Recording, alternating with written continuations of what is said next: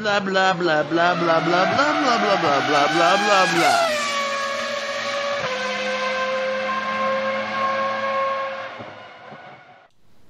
Hello and welcome to the I'll Tell You What TV podcast after show from episode 44. Okay, folks, for anyone that's watched our usual podcast, the F1 podcast, this is the after show. So from previous podcasts where we would randomly talk about other shit, that's what we're going to talk about in the after show. Could contain anything, so if you want to mention anything to us, feel free to do so. Now, one thing I will say is, obviously, we do allow James to plug his racing league. We have done ever since we've been doing these podcasts. We promote it, there's no problem there. Steve's got one going as well. And you say going, but it's not going. It's in the process of going. In the process, it's being set up. Now, on James's commentaries that he does, they are brilliant. They really are good, and we've been setting him commentary challenges, so words that he has to get into his show. He fucking failed it this week, didn't you, James? I fucking sat there watching it 35 minutes, waiting to record it, and going, he's not fucking said it. He's not fucking said it. He's not fucking. I can't fucking believe this. What you did do is introduce a Chinese man without actually introducing him at any point, and all of a sudden, this guy starts talking like, who the fuck's he then? It's Hakuna Matata. Oh, Hakuna Matata. Yeah, you didn't introduce him though, did you? No. I was thinking, where's the pictures? Yeah. I was so knackered when I uploaded that. I'd already sent you links to them Red Star Media stuff that I'm doing with Paul. And I was so knackered, I was just like, I just need to get this video uploaded. I spent so long on all the other stuff that I just thought to myself, if I get all that out of the way, I can get the FRRs thing uploaded. Yeah. And I've got to say, one regret, if I could take it back an extra an extra few hours, I'd have loved to have put up like a Chinese man with Alan and like the full name, to introduce him. Yeah. But it literally pure laziness. I noticed. I watched the whole fucking thing, right? And not only did you not get unparallelistic into the commentary or Stella and Heineken, I watched the whole thing and then went, I don't think he introduced that guy. I'm going to go back to the start. And he didn't. Do you know what I did? What? I watched the start and I thought, he's going through the grid order. And I can see that James is third or fourth, whatever. I'll skip it forward 10 seconds to get to the start of the race. So I double tap the screen to skip it 10 seconds forward. The race was already going. And the race is going, and then I hear this strange voice, who's that? That's exactly what I did. And I'm like, I still don't know who it is. Yeah. To be fair though, it was a good race. Definitely have a look at it. James's racing league. Class. Yeah, there's a link to his racing league on YouTube in the comments. So make sure you check it out. Definitely. And now talking about James's racing league, right? He's been asking for quite some time if I'd be interested in racing in his racing league, and to be honest, I've not been up to it recently. But I thought, it's warm, hasn't it? It's been really warm. It has, and obviously stuff going on in the personal life, and racing just hasn't been. I mean, I was doing quite competitive, proper racing, and I had to stop doing it. But I thought, you know what? I need to start bringing some normality back into life. So I thought, I'll give it a try. See if I get on with this IndyCar on Project Cars 2. So I've borrowed Steve's Project Cars 2. And I had a bit of a go in it, and I was like, yeah, not bad. And then James says, well, come and have a practice with me, and we'll see how we get on. Would anybody like to have a look at how we got on? Go on, then. Okay, fine. I am going to play... right, I'm going to play a video here, right? And while it's playing, right, you folks at home are not going to be able to hear me, Steve and James, because I want you to hear what is going on the video. Right? I am going to have to send a link of this video to Steve and James so that they can watch it. So basically, as I said, James has said to me, he's like, come and have a practice with me, and we'll see how we get on. Like, we'll see if I'm up to speed.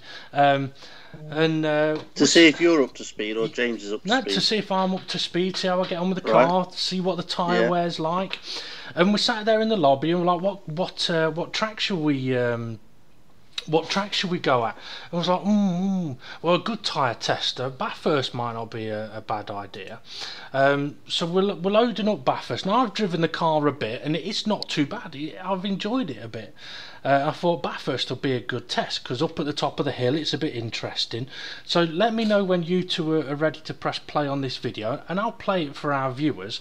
It'd probably be a good idea if I also got it ready to play so that I can watch it. I'm ready. Okay. Hang on, it's loading. It's weird when you select a link through Messenger, it doesn't take a while. Now, what I will say is, remember folks, I haven't really played Project Cars 2. So I'm basically trusting James here to know what he's doing on the game. Okay. Right, ready. Okay. Enjoy this, folks. In 3, 2, 1, let's go. I tried it with the ABS on, and it still didn't make the corners. But it's one of them where you're surprised really that even them oval cars even have brakes. Yeah. You'd think that they'd just lift off, but I suppose that in a regulation they must have to have brakes. Yeah, they have to have brakes, but they just don't have to be very big. Oh, good. Yeah.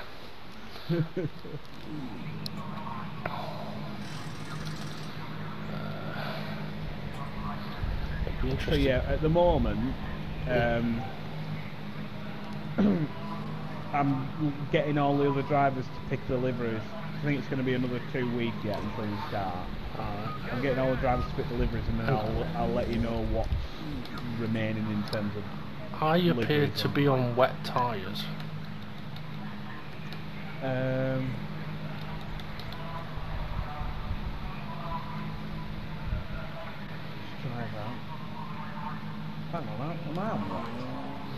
They've definitely got the white writing and grooves. Mine look like a fucking set of wet.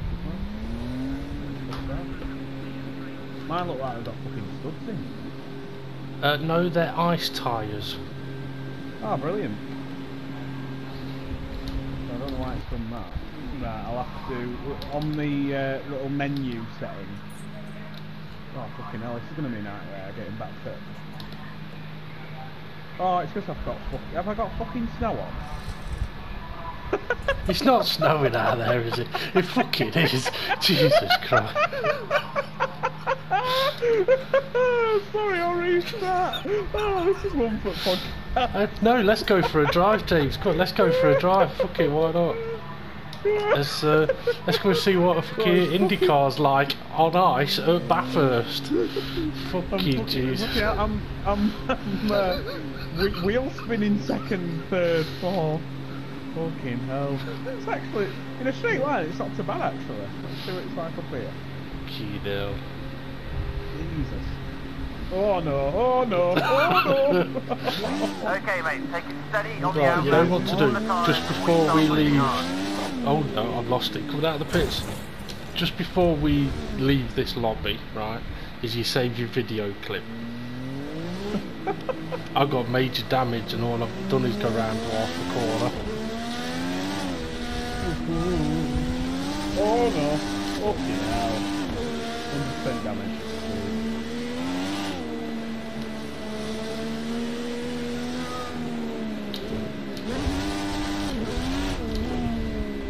Right, I'll restart.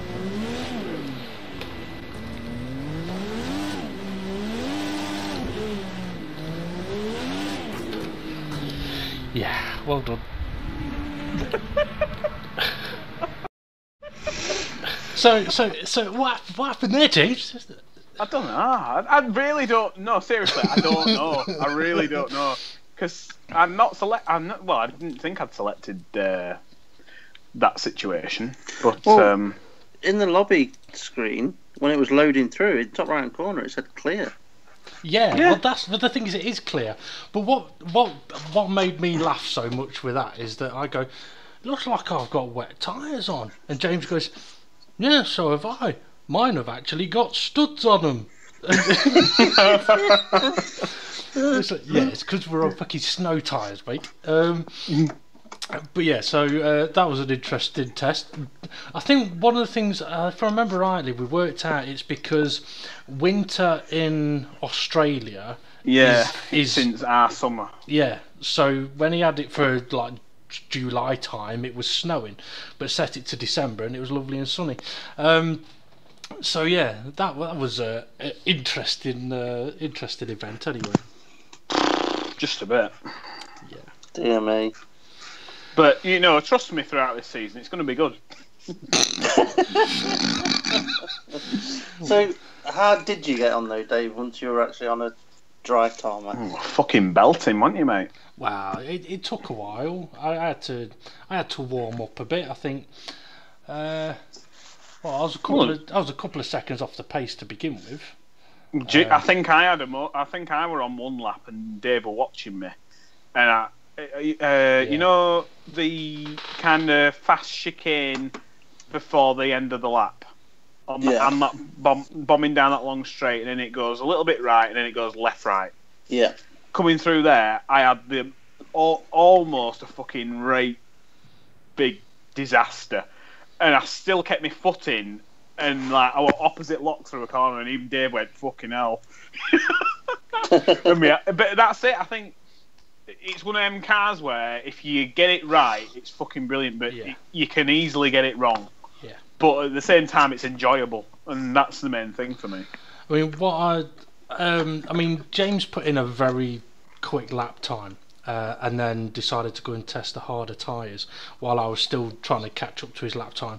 And I did eventually beat his lap time by about 0.2 of a second, and it was at that point I went, right, I'm fucking done, I'm fucked. I mean, it was 32 degrees. It was fucking right? roasting. Yeah, and I was sweating like... Not snowy weather then? No, not at all. I mean, it was physically it was 32 degrees outside, and it was hotter in my apartment.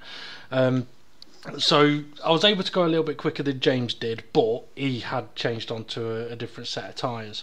But no, I wasn't too bad. I've just no idea what to do when you go into the pits, so that'll be interesting. You just press that pit button, and it'll... before you start the race, on the left-hand side, you can have your pit strategy. So you can have a pit strategy already set up. Oh, do you mean like where you can choose how much fuel you start the race with? No, because fuel effect ain't coming into it. Is that so you don't make the same mistake again, James? No, well, what it is no, you can on the left-hand side before you start the race. You've got 2 minutes before the counter finishes. Oh yeah, one other thing, Dave, you must remember.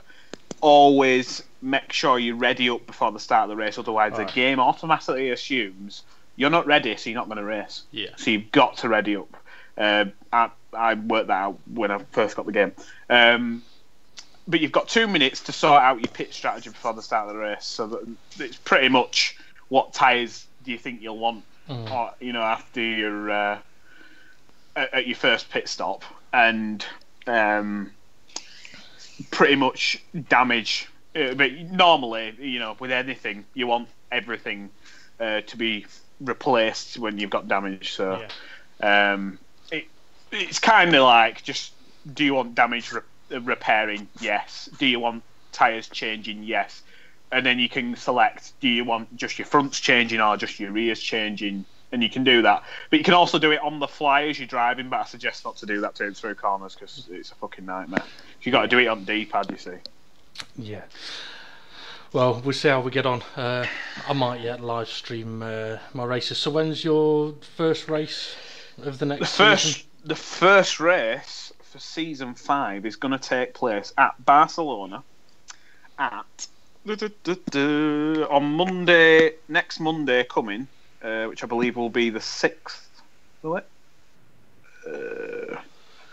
I think it's the 6th. It is. That's what it is. Yeah. So next Monday, the 6th, at 8 PM, and it should be then uploaded to YouTube by the weekend, the following weekend. But yeah, I cannot wait in a way. I've put a fair bit of effort into this, but I've done like a little race intro thing, and you did message me to say I will be very, very surprised if that ain't copyrighted. Mm-hmm. Yeah. Do you know if it's been copyrighted yet? Because I don't think it has. You can get a copyright strike and you have time to deal with it. The way to find out is go into your video manager, and if there's a copyright logo next to your video, you can then click on that and it will tell you if it's copyrighted.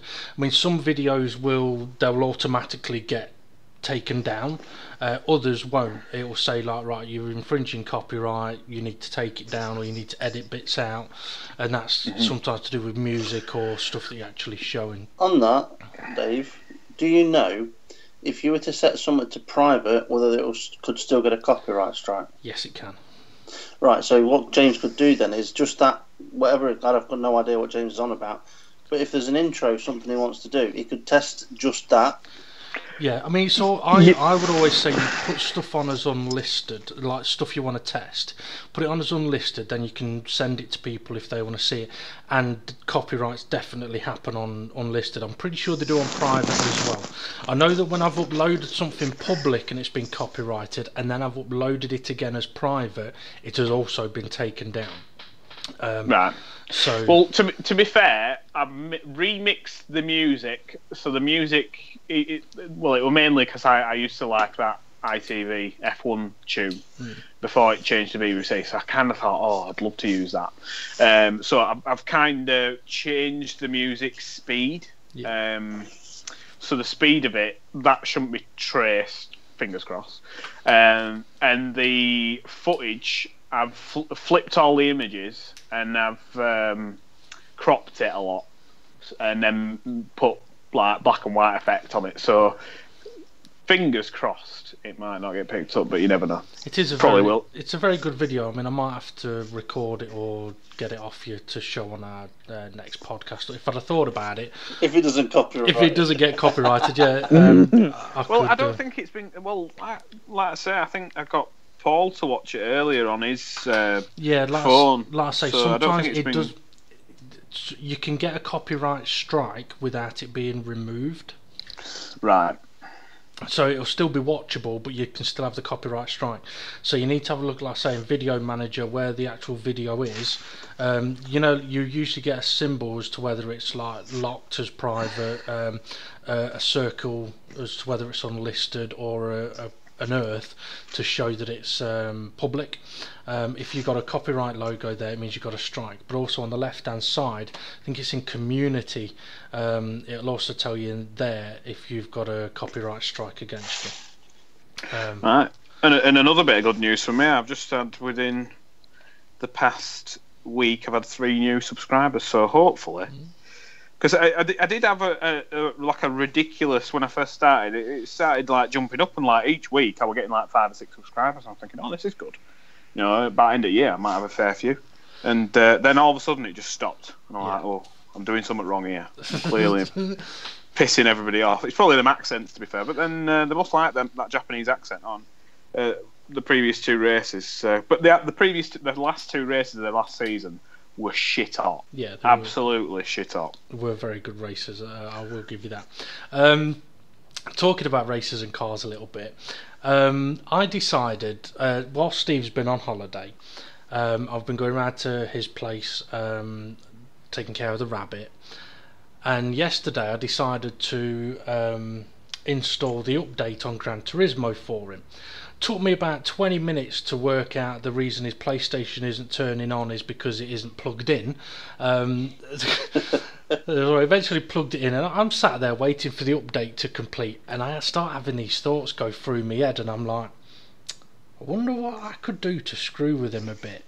And I'm thinking, oh, I could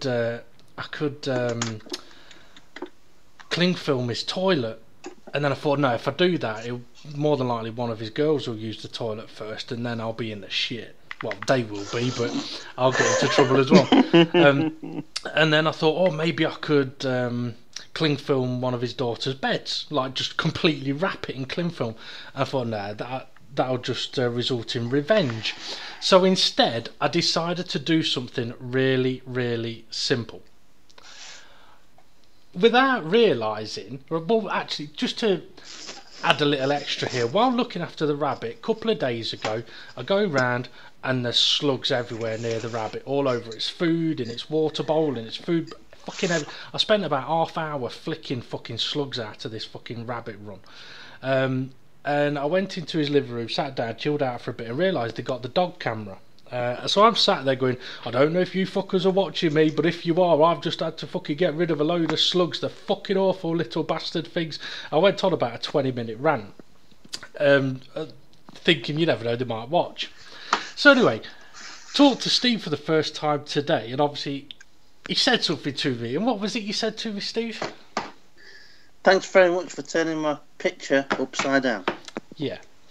The little prank I decided to do was to get up one of his pictures and just to take it out of its frame, turn it upside down, and see how long it takes to notice it. When did you notice it, Steve?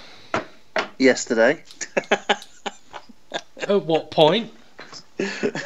About an hour after you turned it upside down, while I was still in Spain. How? Because we've got a dog camera, which is basically a webcam that we also use it for, in case anyone breaks in, we've got them on camera. It's motion sensitive. So I saw Dave looking at my picture and I thought, hang on a minute, he's looking at the back of this picture a lot more than he's looking at the front. So I kind of realised that he must have tampered with it one way or another, and obviously he did. Yeah, I did. Thing is, Dave, what you don't know is I took some screenshots. Now I'm not going to be able to get these on the podcast unless you get them up. Do you mean you took some screenshot of me? Yes, of you. Oh really? Okay, come on then, share them. All right, I'll share them in our chat and then see if it's up to you whether you want to put them up or not. I'm not picking my nose, am I? Or scratching my nuts. You're looking straight into the camera as if to say, I wonder if somebody's watching me. It's on its side. Yeah, it's because the camera's on its side to get a better angle on it. Yes, Ray, I did wonder whether he was going to do that in my living room. I was not going to have a wank in his living room. I'm aware of the camera. That sounds really bad, that, but yeah. Okay, let's see if I can turn this picture round.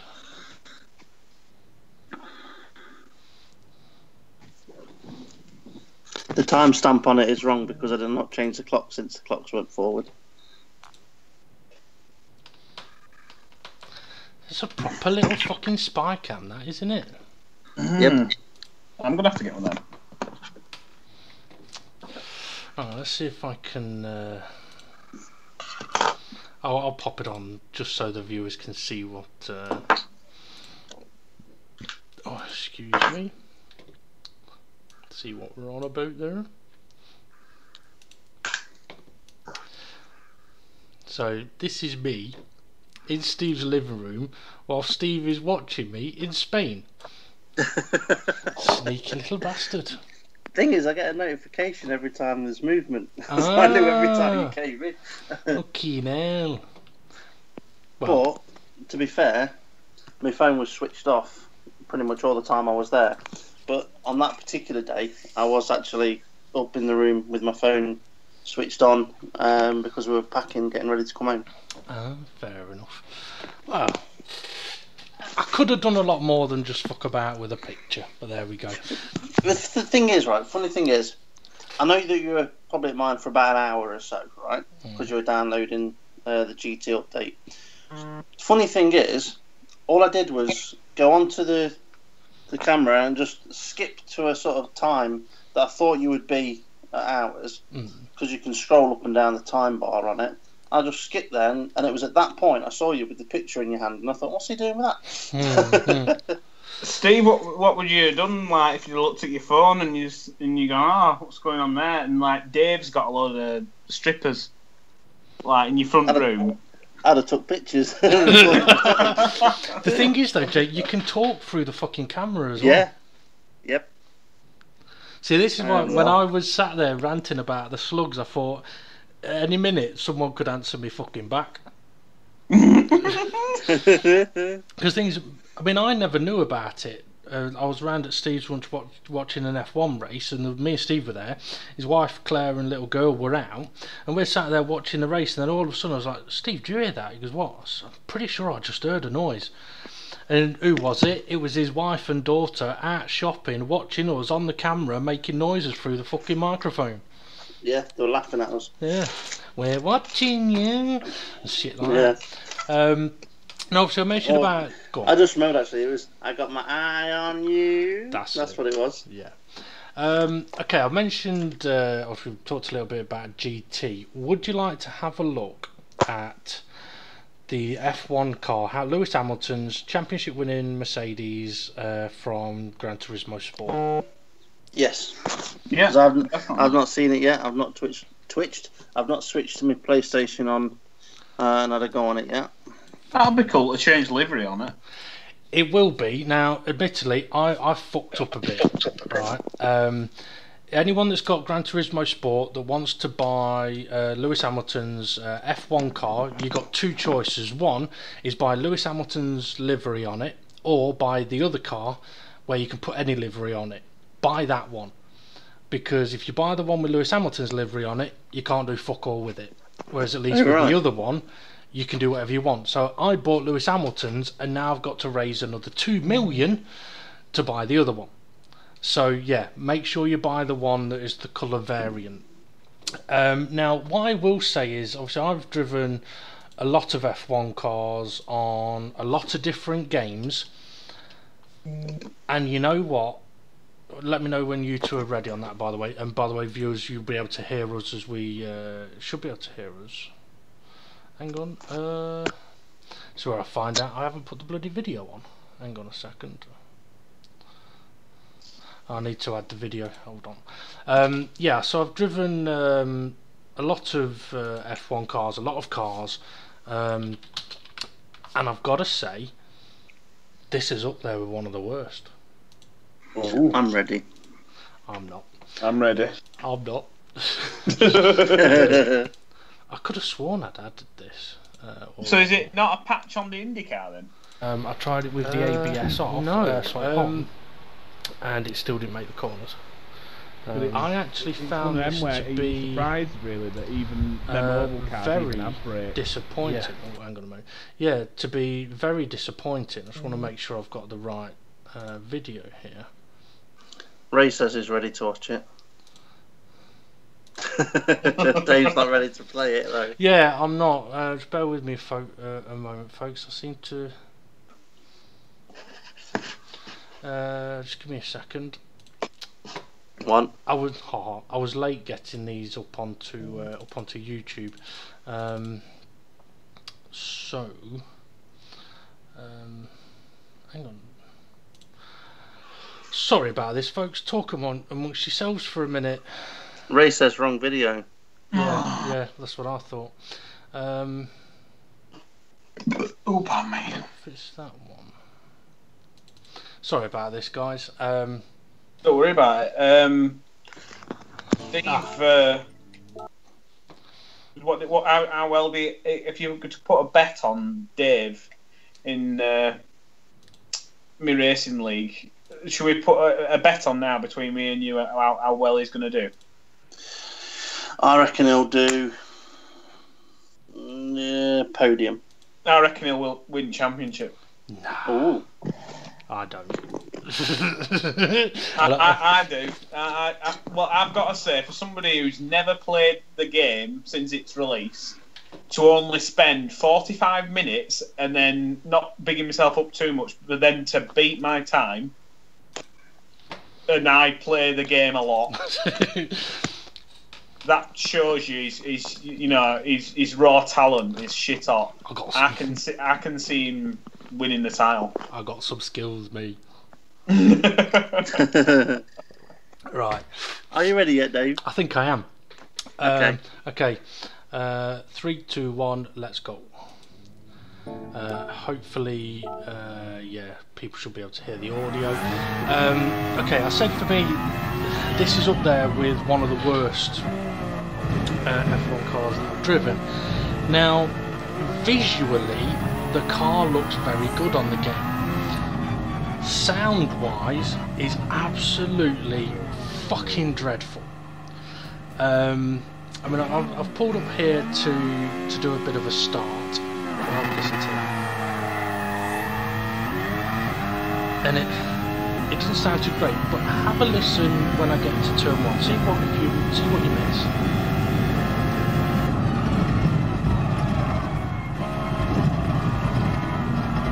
No downshifting engine noise. None whatsoever. And for me, that's wrong.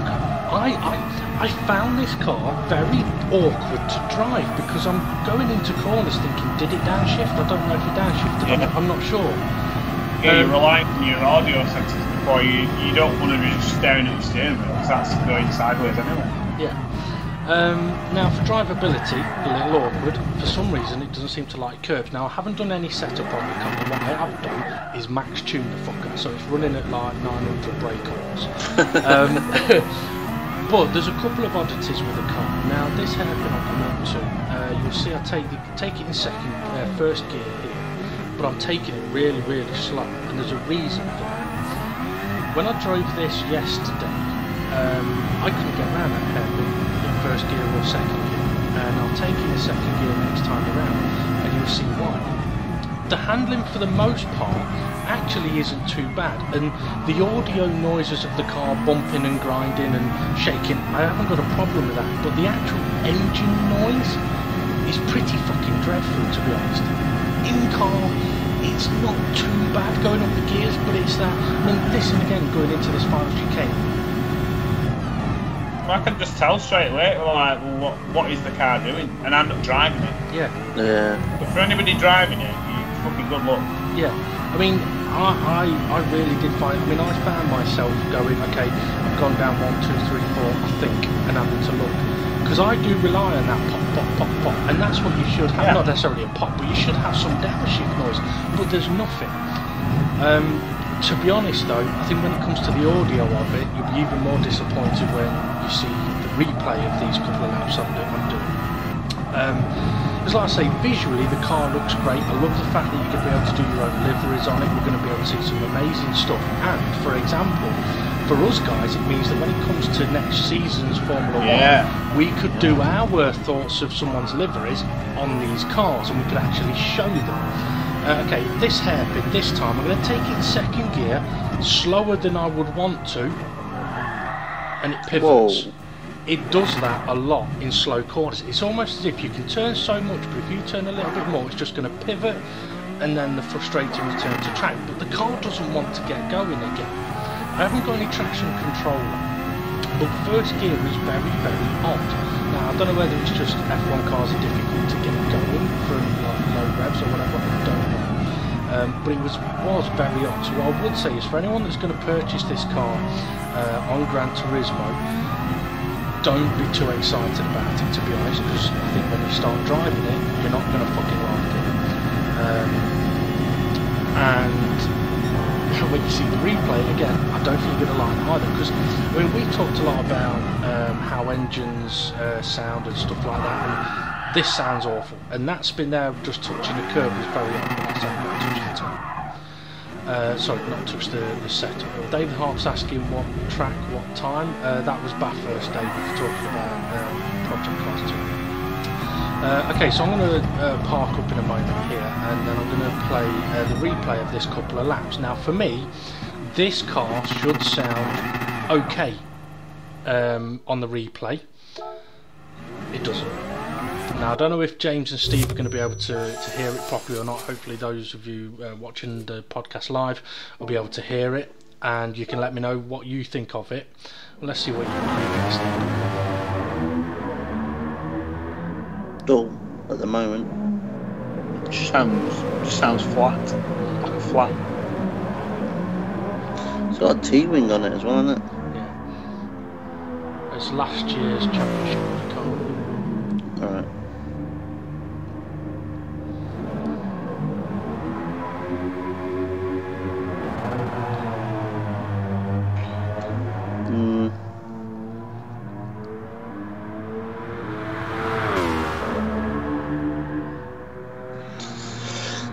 Do you know what? It sounds like a generic Gran Turismo car to me. Yeah. Now, I don't want to slate Lewis Hamilton too much, but he said that this car handles exactly like the real thing. Now, if it does, then those guys are doing an amazing job to get around the track. But if they actually handle and sound like this, then F1 last year was even fucking worse than this year. I mean, looking at it, that it does look quite low and fat at the back, doesn't it? But yeah, I was disappointed. I don't know whether a bit of setup will make it better. The audio for me, it just killed it. For me, a car needs to sound good for you to make you want to drive it. I mean, there are some cars on the game that are very fast, but they're not very high revving, and I don't enjoy driving them because of the sound. So I would rather drive a car that's not as quick, but it sounds nice. I mean, this is the thing. Yesterday, after driving this, I did jump in. No, sorry. Before driving this, I had to do some races to earn some money, and I jumped in the Group 2 Championship. Sounded fantastic, handled lovely, not as quick as an F1 car. Fucking brilliant. Loved it. Absolutely loved driving it. Expected a similar thing from this, and I was massively disappointed. Now, I suppose the question could be, was this better than Codemasters experience I've had the last time I played a Codemasters game? Oh, you know what, I'd probably say for handling, better. For sound, worse. Yeah, well, I don't know. I think that's one of the plus points to Project Cars is when you get in an old car, it screams like a fucking BG. Yeah. You know what I mean? Proper. You're like, oh yeah. I think that's half the thing with me with Project Cars. I forgot to mention something else for this as well. Right? I got this yesterday and I went and joined Ray in an online lobby. It says, oh, I need to assign a DRS button. Went into the controls, there is no option. Whereas like you can select any button as your accelerator, for example. You've got a list of things you can have. Accelerator, brake, indicator, other stuff. Nothing for DRS. So I'm like, oh, okay, that's weird. So me and Ray almost had an argument. He says, oh no, you just need to select DRS. It's not there, Ray. I can't pick it. So no, I go drive. I said, oh fuck it, I'll worry about it later. I go driving out. I go driving round, and I actually thought Ray had said this car sounds really good. I think what he actually said was this car sounds fucking crap. And then he says you must have a DRS button because you're opening your DRS. I said, no, fucking no. This is where your DRS is open. I was like, is it? Automatic. It's automatic. If you're full throttle with no steering angle on, it opens automatically. Bullshit. Now, that was exactly my thought. I was like, why? Because, not being daft, if you're going to race this in, say, a competitive race, it's an overtaking device, not a, here, I'll have this all the fucking time device. So basically, how the fuck are you meant to have it to aid you to overtake someone if the person that's leading the race has also got it? Exactly. So I must admit, I love how the car looks. It doesn't handle too bad. Sounds fucking awful, and the concept of it's fucking ridiculous. I'm sorry, but that pissed me off. I'll be honest. I mean, all right. Gran Turismo have missed something there big time because with a Formula 1 car, you don't need a handbrake. Alright? What is wrong with changing the handbrake button to a DRS button? Yeah. Easy option. Yeah. I mean, but then again, I suppose they then got to then calculate, are you within 1 second of the car in front? Tracks having DRS zones and all, but yeah. I mean, they have missed a trick because, I mean, I had Drew, someone who regularly watches our podcast, message me earlier today about this F1 car, and I was kind of like, don't get your hopes up, mate, it's pretty shit. He says, yeah, but it'd be amazing because it gives more options for leagues. No, it don't. No. I'm watching that, I'm thinking, you can't use that in a league. No. That's exactly what I thought when I drove it. And to be honest, Gran Turismo have missed a trick, because if they'd have got that car right, yes, it could compete with Codemasters. Yeah, because all they need is one car, which they've got, that other people can change the liveries on. Yep. Put their own race number on it. Yep. And then, yeah, there you go. Have a Formula One race. Yep. Formula One League. Crack on. But unfortunately, no. So anyway, that's all I'm going to talk about that anyway. So Steve, your GT League. Oh yeah, drop me in at the deep end when we've just looked at a shit car on GT. Yeah. No, I want to ask James something. Are you going to join us, James, this Thursday for our first, like, casual event? It's like casual events. It's like pre-season, kind of like get together of some of the drivers for the upcoming season. Just some fun races.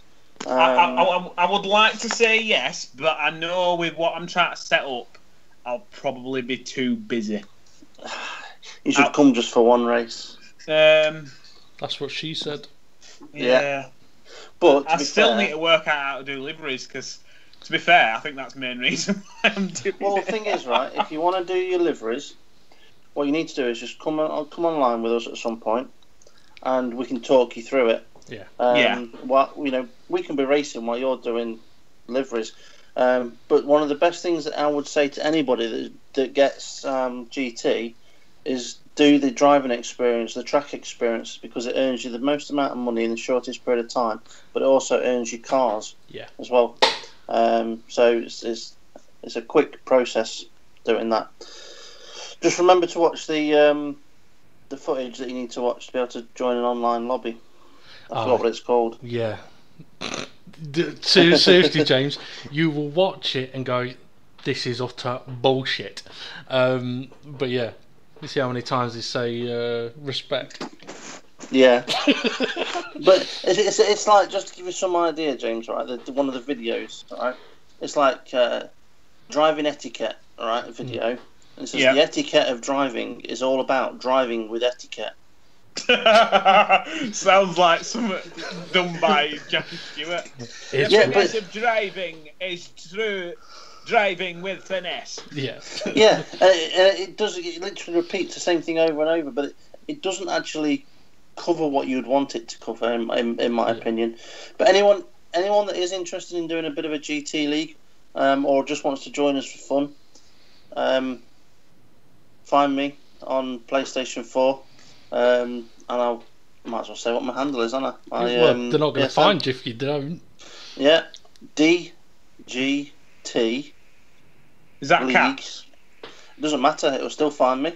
It doesn't matter whether you put caps or not. So DGT League _ SGP, or instead of SGP, SRI, because that's my mate Ray, who's going to be doing it with us. So yeah.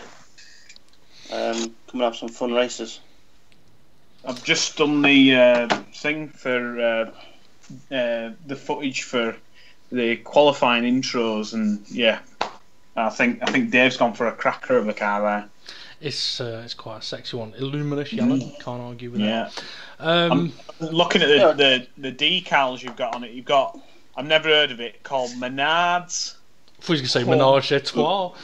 Maynards. Maynards. You've got Shell on it. Oh yeah, you've got Shell V-Power on yours. You're the Shell car. I'm the Shell car that's going to crash. A quick question for you, Dave, right? Because obviously you're going to be competing in James's league, so you've driven GT and you've driven Project Cars. Yeah. Now, taking out which car and which league and this, that and the other, taking the two games as separate games, and if it was you wanting to run a league, which game do you feel would be, not necessarily running a league, but which game is user-friendly? User-friendly. Pros and cons for each one, or is it just you can't judge one against the other? I can't judge it because I've not looked too much into Project Cars, to be honest. I mean, the pros of Project Cars is that all of the cars are just available for you, apart from those that you'd have to get on DLC. On Gran Turismo, that's not the case. You have to earn them or buy them. There's more tracks on Project Cars. but I don't know the difficulties of either game, what difficulties you might have from either game. Like for example, I know on GT sometimes there's a bit of an issue with the timing at the end of the race that it shows on the screen. Not a big problem, but it is a problem if you're wanting to use your race times like on a results sheet or something like that. Or if, say, for instance, you wanted to implement your own time penalties because you don't like the way the in-game time penalties work. Exactly.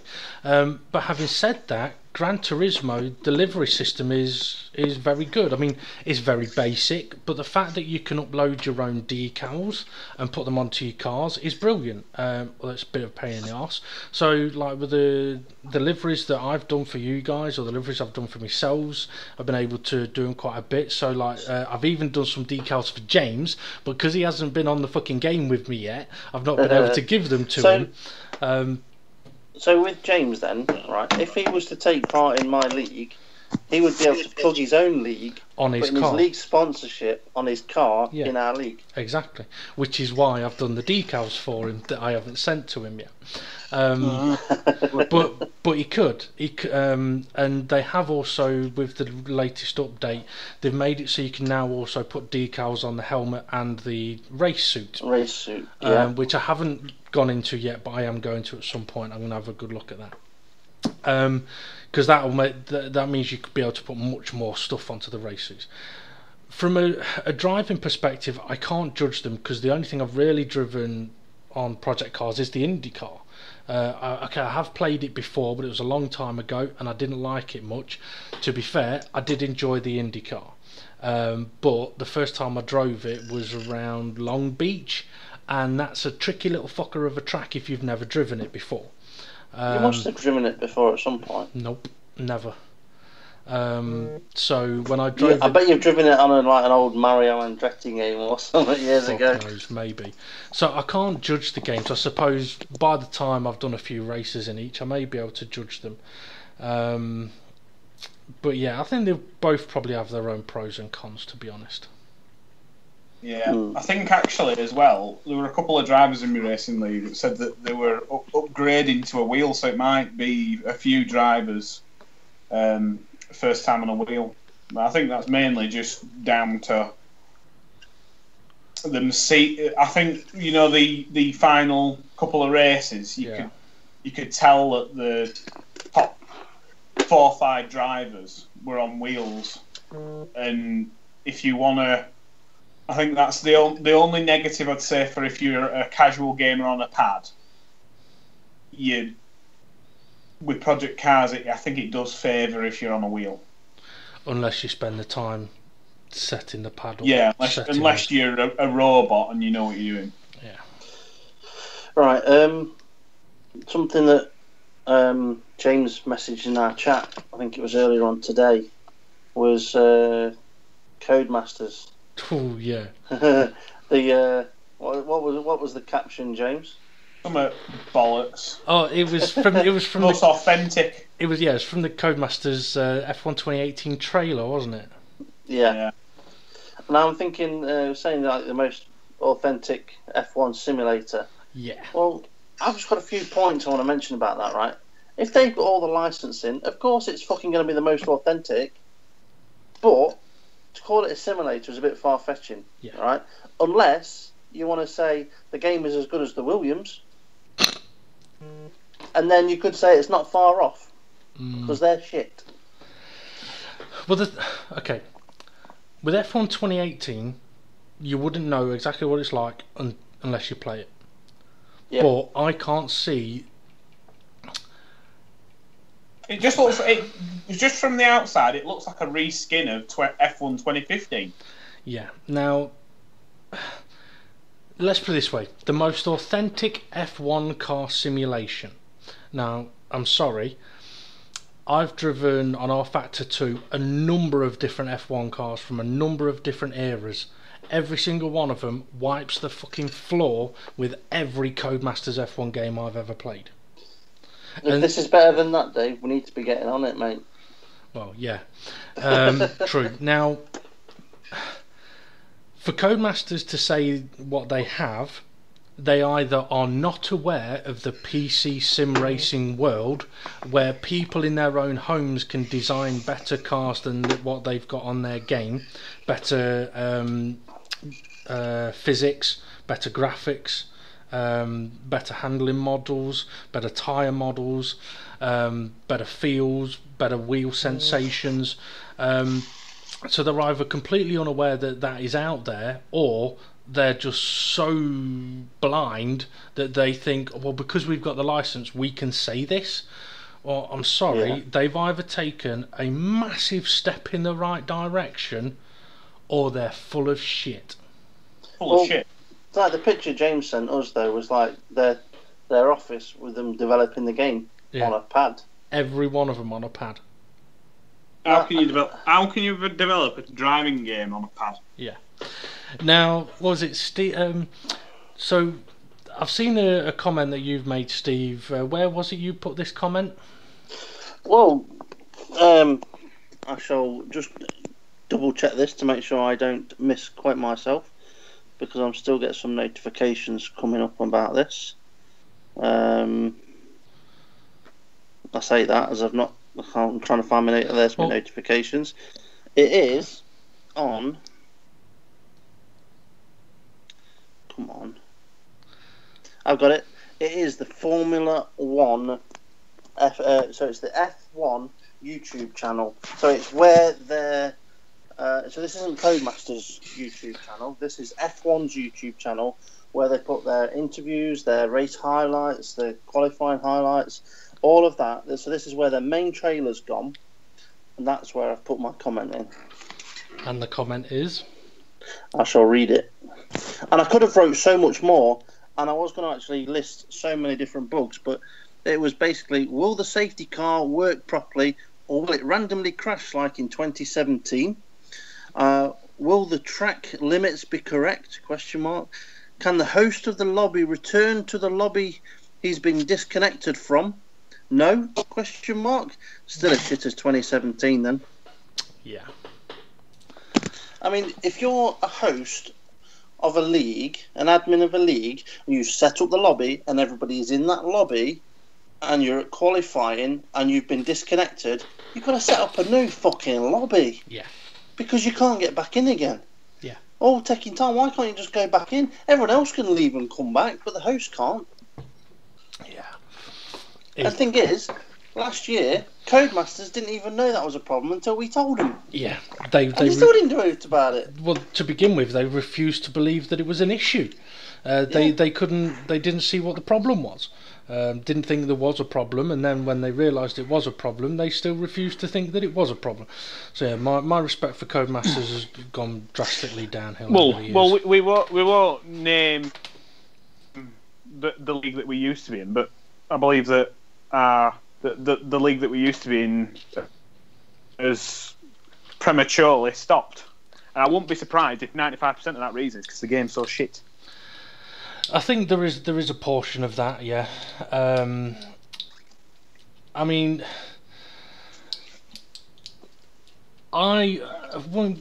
we're all massive F1 fans, and none of us. Okay, Steve's got the 2017 F1 game. He ain't going to be buying the 2018 F1 game. Now, Nope. It's not a slight against F1. We'd love to race F1 cars. That's why I went and got this Lewis Hamilton one on Gran Turismo. You can guarantee if F1 cars were on Project Cars, James would love to go and get them and drive them. Bloody would. It's the game makers. It's a little bit like the McDonald's effect. It ain't what's on the picture that you're getting. Yeah, it'd be like McDonald's saying the greatest burger ever made. It's like, well, you know, yeah, that's bullshit. We've proved that before. We did a video about that fucker. 2 of them, in fact. Anyway, I don't know. So, anyway, Steve's been on holiday this last week. Any stories from the holiday, Steve? Any customs stories? Well, the missus got taken to one side because they had to swab inside a bag because it flashed up red on the X-ray. I thought you were going to say that. I thought you were going to say they had to swab inside her ass. Cavity search. They'd have just found a load of shit in there. No. You're gonna We pay. found- You're gonna pay for that. We found Yeah. half-eaten Haribos in there. No, I mean the holiday was great. The biggest piss take though was we booked a private transfer rather than going on waiting for the bus and what have you, and having to sit in a hot sweaty bus with everyone else. So private transfer, nice and easy. We thought, apart from today on the way back, waiting for the private transfer to turn up, to find that they were on fucking strike. Well done. So Have you got travel insurance, Steve? well, thing is, right, we paid £100 extra to have this transfer, right, private transfer. We didn't get notified about them being on strike, right? We were supposed to be collected at 9:20 in the morning, but told to be outside 15 minutes beforehand, so 9:05. In fact, we were there at quarter to 9. So we'd been and had breakfast and thought, well, we've got nothing else to do. We're not in the room anymore. We might as well sit outside. So we were there quarter to 9, waiting for the taxi to turn up. And on the bump we've got on the letter and everything, it says clearly,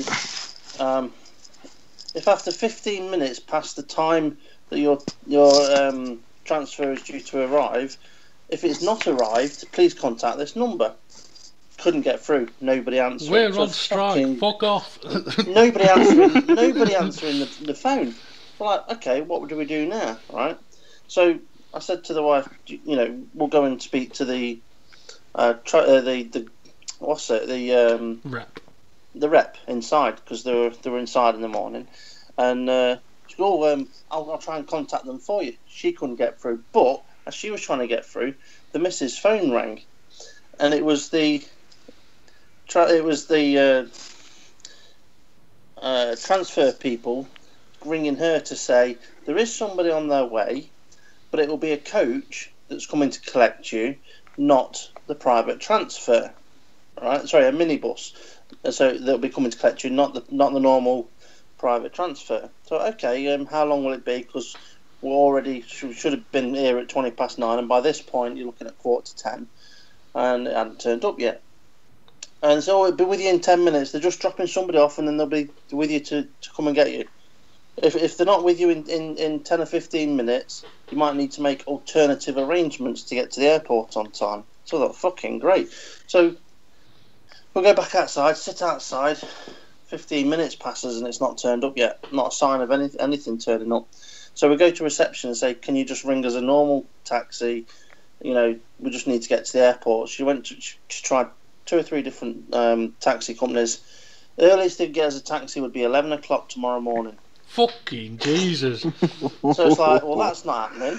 It'd be quicker to walk to the airport, and I don't even walk. So basically, while she was trying to sort out the taxi, the phone rings again, and it's the transfer people saying, we've been stuck in traffic, your driver will be with you in the next 15 minutes. So I'm like, well, hang on a minute, that's going to be like 11 o'clock nearly. Well, hang on a minute, he was 10 minutes away 20 minutes ago, and now he's further away than he was when he... Yeah, exactly. Right.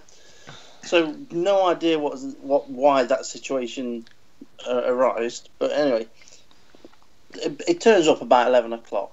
All right, and it's an hour drive to the airport. Our flight takes off at 12:30. Right, we get to the airport for about 11:45, 12 o'clock. We just managed to check in. We were the last people checking in. They were waiting for us. All right, and then we were basically run through the airport and onto the plane, and we were on the plane by about 12:20 because they rushed us through the security and everything, through passport control, and onto the plane. We sat down, and the doors were shut, and the engines were going, and we were off down the runway. And it was like, for fuck's sake. But the reason why there was the big delay was the taxi strike. It was basically the private transfer strike, and they were blocking taxis and stuff from coming out of the airport. Fucking hell. So the minibus that should have been picking us up was late getting to us because it couldn't get out of the airport. Fucking hell. So it was a palaver and a half. Yeah, sounds like it. Good holiday then. The rest of the holiday was great. It was spot on. Beautiful weather. If you got travel insurance, I'd be phoning up for a fucking refund and complaint. We booked it through Co-op, so we'll be down there probably tomorrow and say, look, we paid for private transfer and we didn't get it. Yeah. Because there was a strike. As well, they could have notified you and arranged alternative situation. Yeah. Well, the thing is, there was a bus that turned up outside our hotel at about 9 o'clock because we were sat outside at 9:15. There was a bus that turned up outside at 9 o'clock that was going to the airport that loads of other people got on, and that would have been the bus that we would have got on if we weren't having private transfer. Yeah. Why couldn't we have been told and then been put on that bus? Yeah. Instead of having to wait around till nearly 11 o'clock. I mean, it would have been even worse if you'd have missed the flight as well. Well, we kind of, when we were driving to the airport, Claire said to me, obviously the wife said, if we miss the flight, we miss it, they're going to have to put us on another one. Yeah. And we just accepted the fact that, we may miss it. But yeah. I don't know. Fucking shocking. Yep. So, anything interesting happening to you this week, James? I can't say how exciting has happened, to be fair. Well, I think we're gonna have to turn that round then. There's something I've been thinking about for the last few days, and I'm gonna set you to a challenge. Oh yeah. Right. It's a personal challenge, and it comes at high risk. Sounds like every time I go to the loo, this. Go on. Well, if you've ever watched boxing, or even if you haven't watched boxing, you must know the phrase, "Let's get ready to rumble." Yeah. Yeah. Right. Yeah. Okay. Well, I want you to shout, or not necessarily shout, I want you to say something very similar in a particular situation. Right? So, next time things are getting a little bit frisky with the missus, I want you two to go, "Let's get ready to fumble," and see what happens. She'll turn around and say, "You've just ruined the moment." I'll get off me, you bastard. You think you're having sex now? You can fuck off. That rule we have of when I'm asleep, you can still do it. It's gone. I want to know whether James has managed to achieve one of his other quests. What was his other quest? To record Vicky so he can use it in commentary. Yeah. Well, I think you heard her earlier come home. She was like, "Yeah, right, how are you doing?" And I was like, "No, all right." No, I didn't hear her today. I heard her. Yeah. Oh. I must have been off the mic at that point. But I do wonder what she thinks though when you're doing your commentaries and you're doing all different voices. She's probably sat there texting her mates going, I'm trying to watch Love Island and he's fucking doing all this weird shit. Well, I couldn't concentrate the other day. I said to her, I says, "You're gonna have to put your headphones on because I'm feeling embarrassed doing this." She went, "Why are you embarrassed?" So I went, "Oh, well, I'm just doing like these Japanese voices." And she just sort of like put her headphones on and then I could go for it. Fair enough. That sounds wrong. Talking about Love Island, that was filmed about 3 miles away from where I was staying. All right. Yeah. I'd have loved Steve to have turned up and just been like, "Where's the toilet?" "This is shit." I don't know. I did have an idea as well, James. I wondered if there was a voice that you might be able to do, and if you can, I have a name for the person. This person's voice is a very distinctive voice. I've tried doing it, and I'm not great with the impressions, but I love this guy's voice. Brian Blessed. Oh, I'm blessed. Yeah. You're in the Star Wars movie. Yes, he was. He was also in He Flash played- Gordon. Yeah, Flash. Sounds like Daddy Pig from Peppa Pig as well. I've never watched it. I mean, to be honest, if anyone wants to know what a real man is like, look at the history of Brian Blessed. The guy's fucking unbelievable. But he looks like our dad. Yeah. His voice is brilliant. It's like he was doing the adverts as well through the World Cup. I don't mean to be Russian, but I really must go. But his voice is better than I can do it. But if you can do that voice, I got a name for it. You know, in Formula 1 there was a guy called, what was his name? He was diagnosed with a moustache. Nigel Mansell. Right. Change that slightly and you end up with Nigel Mansold. Mansold. Yeah. Instead of Mansell, Mansold. Nigel Mansold. There you go. I'll just do an impression of me having a poo. Constantly. What an overtake! Oh! He's going round the outside! Oh! That does sound exactly like Daddy Pig from Peppa Pig. You don't park a boat, you moor a boat. That was actually Grandad Pig said that. You're way out of my comfort zone at the moment with Peppa Pig. Way out of my comfort zone. Okay, talking about accents, I mentioned earlier that I have footage of us doing our last Hando session with subtitles. Would you like to have a look at that? Yeah. Yes. Okay, Definitely. right. When I play this video, folks, for anyone that's still listening at this point, it may be a bit difficult for you to hear because effectively there'll be 6 people's voices. Our 3s that you can hear now, and our 3s that you'll hear on the video as well. So you may not be able to hear everything clearly, but don't worry too much.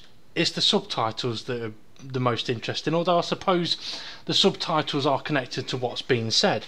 What I will say though is there is an unintended theme that goes on through this video, and I'm interested to see if anyone's going to be able to work out what that is. I could just tell you, but if I did, it'd spoil the surprise. So I shall send it to Steve and James, and they can let me know when they're ready. Now this video I think is about 10 minutes long or something like that, because it was a whole piece that we did. So when these guys are ready, I shall pop it on for us. Oh, let me just expand it a minute.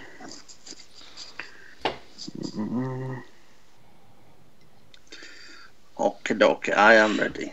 Hang on. Hey Dave, are you ready? You know what? I'm not, but I get to watch it on the. I'll be able to watch it on my streaming system anyway. It doesn't matter how I watch it, I won't be able to hear it. So.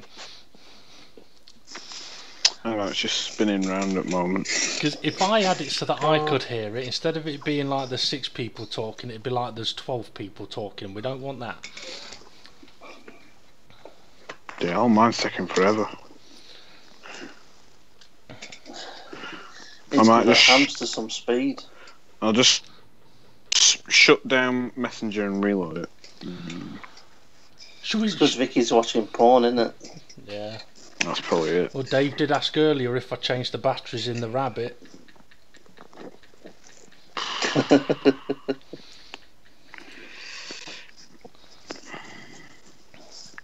It's alright, mine's a plug-in, don't worry. It's into the mains. Has he got a USB adapter, has it? Yeah, to light up, you see. Fucking hell, it's just spinning round for. Come on. You spin me right round, baby, right round. Oh, right. I was looking for music on YouTube a couple of days ago for a piece of work that I'm doing, and I ended up finding a couple of tunes that I liked. One I sent to James, said you might want to use this. He was like, no, it's not my type. Send it to Steve instead. So I might send it to Steve. But there was another tune that I found that I was like, you know what? This is kind of a catchy little tune that I may be able to get some kind of a song to go with it, but it'd mean having to sing. But I may be able to do some kind of Hando song. I'm not sure, but I might have to have a go at that just for the crack. Right. Well, I've got a problem, guys. It just will not load this video. I don't understand why. I've tried normal YouTube. It works. And I've gone to Messenger and selected that, and it won't work. Oh. Well, I could listen to Steve's reaction. Now you need to be able to see it. To be honest, I wonder why. Oh, hang on. Oh, hang on. What's it done? Oh, press play. Come on, play. Come on. God, it's been fucking slow. Come on. That's where you find out you've still got something running in the background. Yeah, it's called Skype. Yeah. So while you're waiting for that, James, how did Paul feel after being on the podcast last week? He came over to me. I think I mentioned it to you last time. And he went, "How do you do that? As if you don't get nervous. I were well shitting myself." He did all right. It was fun to have on. I mean, to be honest, I had planned on doing a number of funny things, but given the nature of the show and a couple of the comments we'd had recently, I thought, you know what, I might have to wait for another time to do that. It's working. Okay, so we're ready to go then. Yeah. Okay, so let's see if you can find the unintended hidden theme that goes on throughout this video. 3, 2, 1, enjoy. Oh shit, wrong video. Hang on. 3, 2, 1, let's go. So, I thought it might be time to revisit someone. Or should I say, some people. Oh, handle! Handle it. Oh, handle. It would be better if I put the right picture up. Okay, so it'd be handle. But Steve and James, they do not know anything about what I'm about to do. Doing well. Oh, dear me. That's a shame. That's such a shame. Well, what I have is a little story for us to tell. I will send you all of the story. So, you wait 1 minute.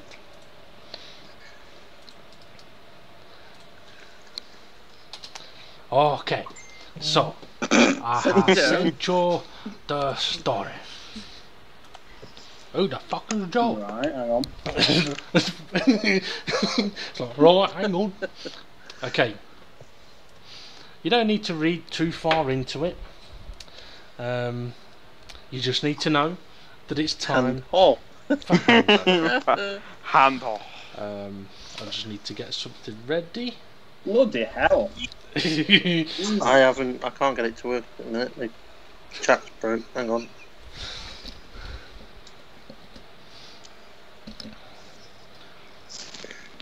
Oh, don't crash on me. What the hell? Don't crush on me. There's a line of the song. Don't crush I think it's on me. because I was watching YouTube through that clip. Right, okay. Yeah. I got it ready. Okay, right, your way to a woman. Right, your way to a woman. What? Okay, so Steve, you ready? James, you ready? Yeah. Oh, okay. Okay, so the Hando boys are working hard in their workshop, and one of the guys seems happier than normal. It's coming home. It's coming home. It's coming. It's coming home. He's coming. It's Carmen, he's coming home. Oh, you watching porn again? I don't know why you sing that song. You're not even English. England? I'm not singing about England. I'm singing about a car coming home from the web wing. Oh, I call that car football because you have to kick it to make a move. Why is there a waste around a bull's asshole? If there's a bull's asshole, maybe we should make a track called Handle Medical Masturbation Technique International Challenge Hall. International Challenge Hall. It's because we've got a masturbation challenge. When I get that, I will probably laugh. How? Hello? Hello?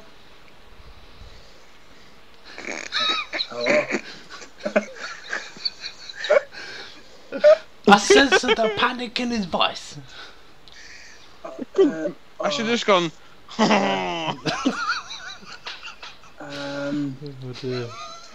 I come with Fredo. Oh, how do I do a French accent? Oh la la!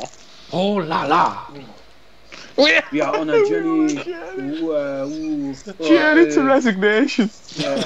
Hello, it's Eric Boost. He here. Is that the Handle headquarters? Who's on the phone? Some guy wanting to cut our heads into Someone's quarters. breathing heavy. That's James. Oh, sorry. It's weird how it can pick up some stuff fine and then others it just goes fucking mental. Yeah. Or, as the theme you may have noticed is, it just doesn't pick up James at all. Why would he do that? I don't know what he's saying. I ain't writing anything. Fuck you. As the zombie Jerry Halliwell.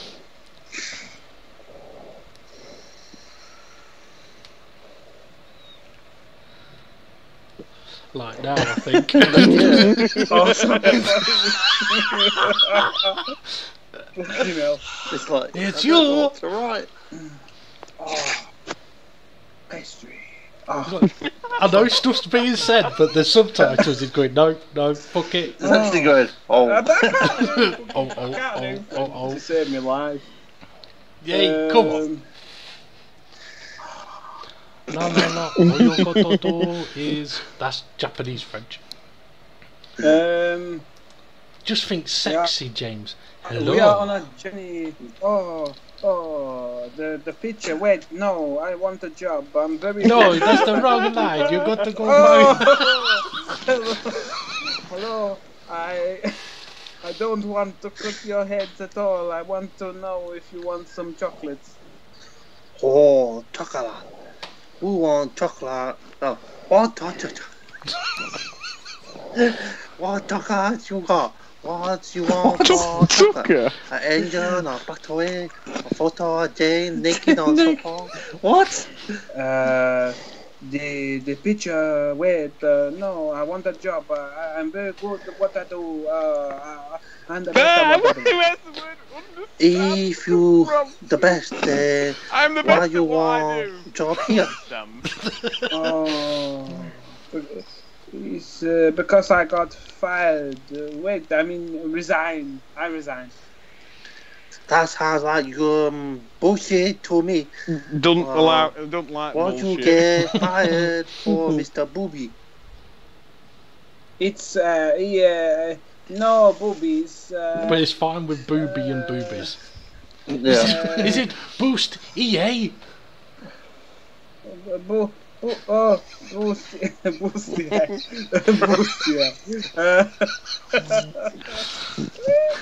It's no. I'm guessing no James is boobies. talking again because it ain't writing anything. I was too tight and It hairy was to fuck visit out Boost. Mars bar. Nothing. I was too. Sounded like you said fuck out of Mars bar. Oh, you wait. Let me see what the other handles say. Guys, this man want job. I don't know who I don't know. He do what? He say he have Fredo. What do you want to do? If he Freddie Flintoff, then we want him. He big, he strong, he very sexy, and can do anything. Oh. I lost where we are. Hang on. I think so, Steve, because it is a fucking lie. No, he don't play cricket. His name is Mr. Boobies, and he have Fredo chocolates. In that case, I don't want him. Wait, what can he do? Okay, do you know who we are? And what can That's you a do? sentence. And Know who we are are when you what as good can at you do and you go. what? You as good at what the That fuck? you are so good at. What can you do that you are so good at? That's the best sentence ever. Oh, I don't know who you are. I don't know what you want. If you are looking for ransom, I can tell you I don't have no money, but I do have a particular set of pastry skills and skills that I've acquired through a long of chocolatier career. These skills made me a very, pretty much a nightmare for people like Japanese people like you. If you give me the job now, that'll be the end of it. But I will not look for you. I will not pursue you. But if you don't, I will look for you. I will find you, and I will give you a Fredo and kill you. Oh no, Mr. Scary. Where is he from? Oh, Mr. Boobies. Where? Whatever is helpful, or Mr. Boobies. Me? I'm from the greatest country in the world. With the best food, the best women, and the sexiest language. I think he come from Sweden. They got lots of sexy ladies. I seen them on the football. No ugly ones. Except that one Not with the only mustache. ones, maybe ugly ones. I know IKEA building hurdy-gurdy How the Viking. fuck has it got hurdy-gurdy right? Someone at some point has typed in hurdy-gurdy into I subtitles. said man. Oh, okay. Thank you. Bye. Why you hung up on him, huh? He fucking French. Who got that helium? French What? cocaine. Ah! That's okay then. So what did he want? He want a job, but now he gonna kill all of them. What the? Fuck! Clear my browser history. The end. For now. Kind of. Until next time. Whatever that might be. I don't know. Shocking.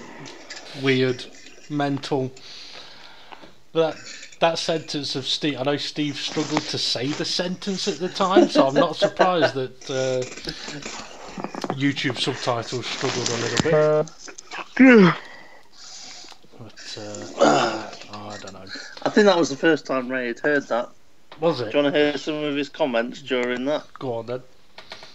Okay, let's get on to this. It was like, okay, where are we? Get back to the Jap accent, Dave. What the fuck am I watching? What the fuck? Loads of LOL faces. What the fuck I just listened to? And then, good. Good. that good bit came when it ended. Yeah, it's over now. That reminds me of an old song. So, if anyone's not heard Hando before, there you go, that's Hando. Yeah. Hando was on my racing league, really, kind of. Well, I wondered that. I did wonder, but it's Yeah, I wonder where you got that Japanese accent from. Yeah. What I found interesting was that every now and again he almost sounded like Arnold Schwarzenegger. Yeah, there were a few words that were like, that sounds a bit too army. But as well, there were one bit, and I think it was myself and Iceman went side by side through the final corner, through about 2 corners side by side, and Alan passed over to Acuna, and Akuna were like, oh, there's an overtake, oh, and just as he's going, oh, and then inserted Alan going, oh. I'm just like, that's fucking brilliant. Just no commentary, just two commentators going, oh. It did sound a little bit like wrong. Yeah, it did sound a little bit like they were doing the show naked. But it was funny. It was good. Fucking brilliant. Oh dear. I've just had a thing pop up saying, how satisfied are you with YouTube's mobile notifications? I thought you were going to say with YouTube subtitles. I was going to say not very good at all. The thing is, I mean, the thing is with the YouTube subtitles. I mean, I did a voiceover piece for Formula Sim Racing, a highlights video, and when I played it, it happened to have the subtitles on. Now I knew what I'd said, but it could not handle what I wasn't doing an accent. I was just talking as me. I was mentioning drivers' names. It couldn't fucking handle it, and it was hilarious to watch and to read. And it did make me think, you know, if anyone's using YouTube subtitles, you're pretty much fucked, because you ain't going to have a clue what people are actually saying. So it's not just when people are doing funny accents, it can happen normally as well. But, anyway, I'm pretty sure there was something else that I was going to mention, but it has dropped out of my mind, so I can't think of what it was going to be. I'm trying to think. One thing I do need, Dave, is a profile picture. Oh Jesus! Of yourself. I was gonna use the one from the video, you know, where you cut your hair. I was gonna screenshot. I was gonna screenshot you with massive beard and hair. That might not be too bad actually. You know, that's up to 280 views now. Yeah. You should do I'm Batman. That one. But as well, I was saying, like with Steve, I think you on online at the time. I think you just gone to make a cup of tea before we started. I was thinking, like, it would be funny because, like, obviously you're good, but I'll put you up as like I'm gonna do like stats, but I'm only gonna do stats twice during the year, so it'll just be for the first 6 races, it'll say stats from the beginning of the season, and it'll pretty much say, I might just put like rookie driver and then be like 0.0 wins, and then by race 6 it'll have like updated stats of the first 6 races. Because I think if I did stats every week, I'd have no time. It is a ball ache. You know, when you on your videos you do, when you got the results, I think it is, there's a letter and a number. Is that the driver's online rating? Yeah, but I never go on that. I turn that off. I was going to say, because mine will say 0. Yeah, mine says 0. I've never used it. Because I think it's a bit of a flawed system, because you can be involved in a collision and a crash, and it'll drop your rating, but yet you might not be at fault. You could be going in a straight line, and not, you know what I mean? So I never use that in terms of a gauge of how good somebody is. Well, on GT, there's something similar. I don't really understand it, so I'm not going to try and explain it because I don't understand it. So I'm not really going to be using that in our league. But the penalty system on GT is pretty well flawed as well. Yeah. So we're just going with a rule of scrapping all the penalties and any corner cut penalties and all of that, and just basically trust the drivers to be fair. And if you end up having a collision with someone and you believe it's your fault, give the position back. I'll just fucking knock you off and drive away and be like, well, the thing is, I don't believe that's my fault, Steve. The thing is, if you do that and it goes to the stewards, we've pinched something from your league. 3-point penalty. Yep. Yeah, that's the best way. Best way can police people. If you knock points away from somebody, they think, oh shit. But do you do it in your league where if somebody has a collision with someone and waits and basically waits for them and gives that position back, would you still give them the 3-point penalty? Yeah. Because at the end of the day, You evil bastard. No, at the end of the day, they shouldn't have had that collision in first place. But then what's the point in giving the position back? They might as well just go, yeah, sorry, mate, I'm carrying on. Yeah, well, they do anyway. Because when you think about it, what's the difference between the points for winning and the points for second? Well, this is it. For next season, it's going to be a bit more harsh because I'm changing the point system. I don't know if Dave, you saw the message. Yeah. So for P1, it's just basically opposite of P1 to 10. So for P1, you get 10 points. For P10, you get 1 point.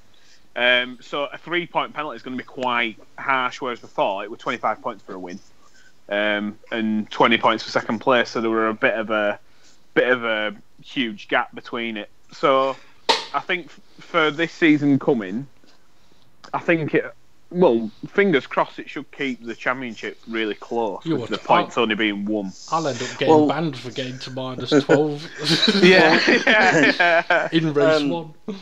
I mean, we've not released any information about how we're going to be doing too much with our league, but something I will say is we are going to be using the British Touring Car point system. All right. And that goes as follows: 20 points for the win, 17 points for second place. So if 3-point penalty, basically, there's no point in barging the guy off in the who's ahead of you, because you're not, if you and not giving the position back, because there's only a 3-point difference. Between 20 points and 17. So it goes 20, 17, 15, 13, 11, and then it basically goes 10, 9, 8, 7, 6, 5, 4, 3, 2, 1. So the top 15 finishers get points. And you can only have 16 in a lobby. So as long as you're not last, you're guaranteed to get a point or more. I'm going to be fucking last every week, So I'll be too busy just looking at my car going, oh, that's a good livery. oh, that's shit. What do I need to change? You'll probably find you'll be seeing a lot of the back of everyone else's liveries.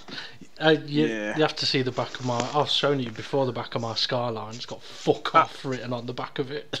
I might just have like a huge ass on my big ass track. Yeah, I think one of the rules we've got written in, which we probably will be changing, or not necessarily changing, but being a bit softer on, is not to have anything offensive on the cars, because one of the things we want to do is if we do put anything onto YouTube, any footage, we don't want to have cars driving past with tits on it and vibrators on them and God knows what. Yeah, so basically that's for me. Yeah, that rule's for me.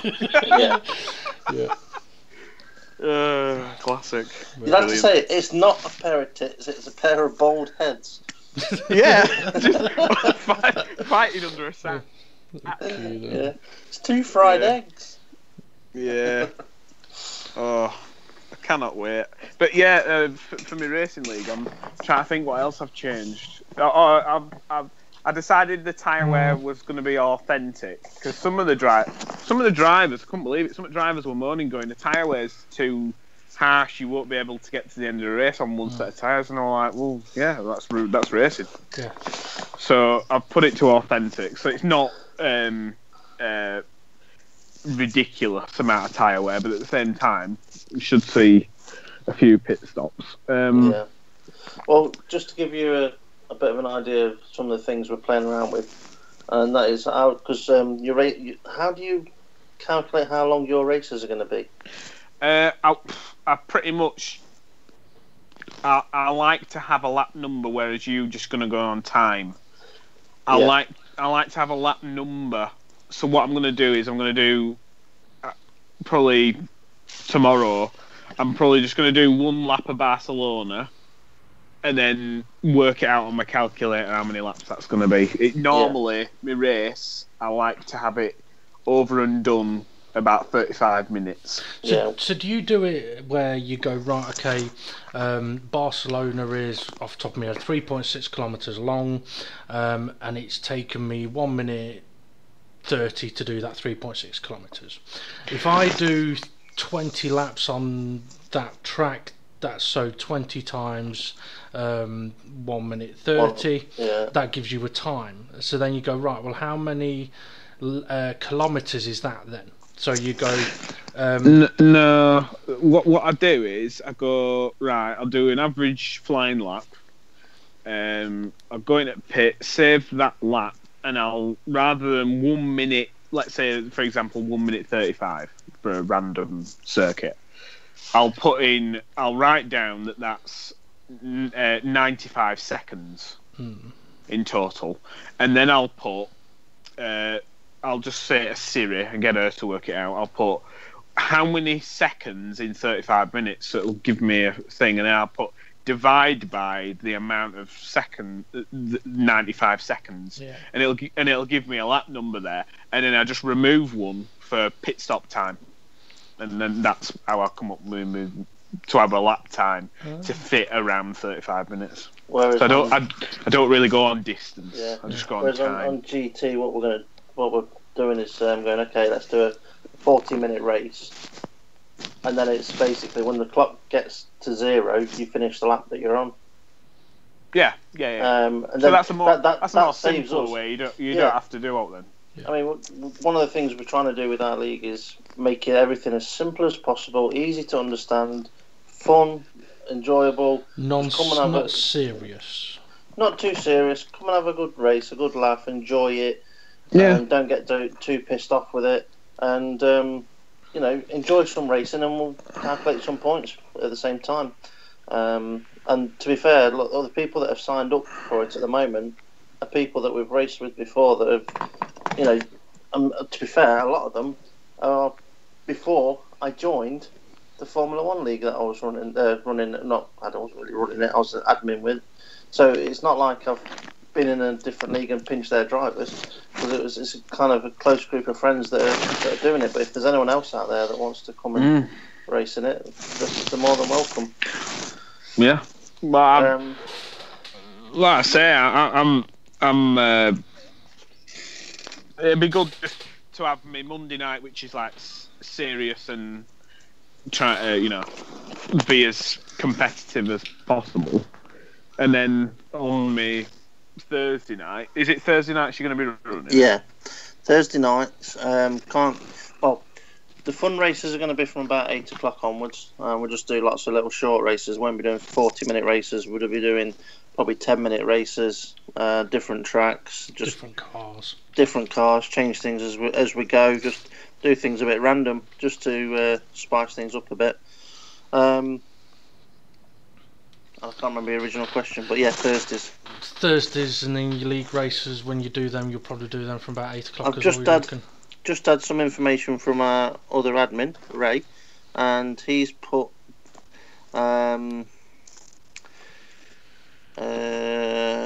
probably going to be looking at 2-stop races in 40 minutes, because we're going to have tyre wear on. N500 cars for the first season, when we get the season going.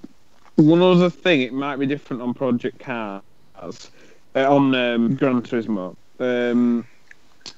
When, because obviously you're going to do the race, do what I do, where you do the race and then you save the replay and then you do the commentary afterwards. Is that what you're going to do? Yeah?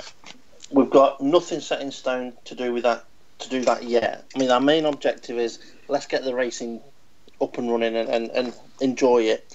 Now, whether I do it, whether Ray does it, not sure yet. We've not actually looked into it, but it would be nice to have some sort of footage.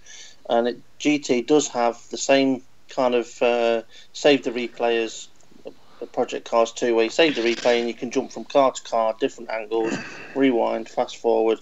And obviously with the editor on PlayStation, you can chop and change all of that, or you can even just load it all your footage up into YouTube and then use the YouTube editor. So whether we put commentary on top of it, not sure yet, because like I said earlier, one of the things we want to do is make it simple for me and Ray running it, and fun, not too time consuming. And one of the things we don't really want is to have a situation where the race is finished and then we've got days of trying to sort out loads of appeals and people saying, "Oh, he crashed into me doing this," and that's why we say, look, if you have an accident, give the position back. Job done. Deal with it on the track. But if somebody is deliberately crashing or has an incident and doesn't give the position back, then the penalty structure's there, and we can look into the footage like you can. Yeah. So the only thing that I would suggest as well, it's funny you say that, because one of the things that Ray said is, what do you think would be the best advice, James? So go on, what would you suggest? Well, if you are going to be like recording and saving, the first thing that I learned in the first season were basically, I don't know if it's the same with Gran Turismo or Project Cars, but with Project Cars, each driver obviously takes up a certain amount of memory on the PlayStation. So the more drivers you've got, the shorter it saves the replay. So for a full 16-car grid, the maximum amount of time it will save is 35 minutes. So that's why I know I want to get the race done and dusted within 35 minutes. Right. Okay. Because each, obviously, to save at every single car going around that circuit takes memory. Yeah. And after, so let's say for example you got a race and it goes on 45 minutes, it'll only save 35 minutes of the race. But yet, if you've got a race with only 5 cars going around, it'll probably save them 50 minutes because there's less memory. Well, that's the only thing that I've learned. Yeah, the sort of thing that we will find out by doing these fun races once we can get, plenty of people into the lobbies before we actually start the league running, by having these people in the lobbies. Because one of the things we're using these fun lobbies for is to find all these little things out, so that we can go, okay, do you know what, having tyre wear on isn't going to work for whatever reason, or you racing on this particular circuit with 16 cars isn't going to work for whatever reason, or like you say, recording the footage for a race over 40 minutes is not an option. It's things that we're going to have to take into consideration, but I wouldn't even have considered that being a problem. But now you've mentioned it, it's something we'll have to look into. Yeah, so it might not, like I say, it might not be, but I just know with Project that it is an issue. So yeah. But I've got to say, 35 minutes is plenty long for a league race, because like I say, with weather we've been having, I've been sweating. When we drove the other day it was only 45 minutes, and we weren't even driving continuously. I mean, it was like go out, do a lap and a half, 2 laps, come back in the pits, wait a bit, go and do, and shit. Where's my wing gone? Yeah, it was fucking evil. The thing with GT is it's in 10-minute increments, and we were trying to work out what's too much and what's not enough. And it's like, well, 50 minutes is too long, and 30 minutes is that too short. But any shorter than 30 minutes seems too short for sure. So, like I say, 35 minutes would probably be not too bad, but there isn't a 35-minute option. And also something else with GT, the way the qualifying works is it's not called qualifying, it's called practice session. So basically you set the lobby up, you set it to friends only lobby, and then people the people that are in your league will have to come and find your lobby to join you for the league event. But when they join, that's the practice session, and the practice session isn't timed. So what we would have to do is say the lobby will be available from, say, as an example, 7 o'clock, and the practice session will end at 7:30. I'm not saying these are just what I'm making up now because it's not discussed properly. Practice session will end at 7:30, and the race will start shortly after 7:30. Because I think it's about once I click start race at the end of practice session, it's 10 seconds. It gives you the thing is between. You know what, that could be a little bit of a ball ache for you. You might want to have a look at whether you can set a time limit on a practice session. Have a look. Alright, because a situation you could end up with is you going, right, okay, it's 8 o'clock, hit the button, no problem, no one can really argue with that. But if next week you go, oh shit, it's 2 minutes past 8 and someone's beat the time, you got a problem. So you may have to have a look at perhaps some kind of system of going, right, you either have, because you got to think, you can't hit start if you're on a lap, because if you're on a lap and the time runs out, you would be able to finish your lap. Because I'm going to have to set my alarm clock for whatever time we agree on. Yeah. So when my alarm goes off, I hit go. It could be a little bit awkward for you. I mean, I'll have a look as well, because I do remember it may have been Project Cars I was looking at. I've got a practice session time limit, but it'd be a shame if on Project Cars there isn't a time limit as well. I think what you can do though, I think you can actually set, you know, when you hit start, you can set that time limit. I've not found it on GT yet. I'm pretty sure you can, because I saw somewhere where it said the 10 seconds, and I didn't try changing it, but the option I think was there.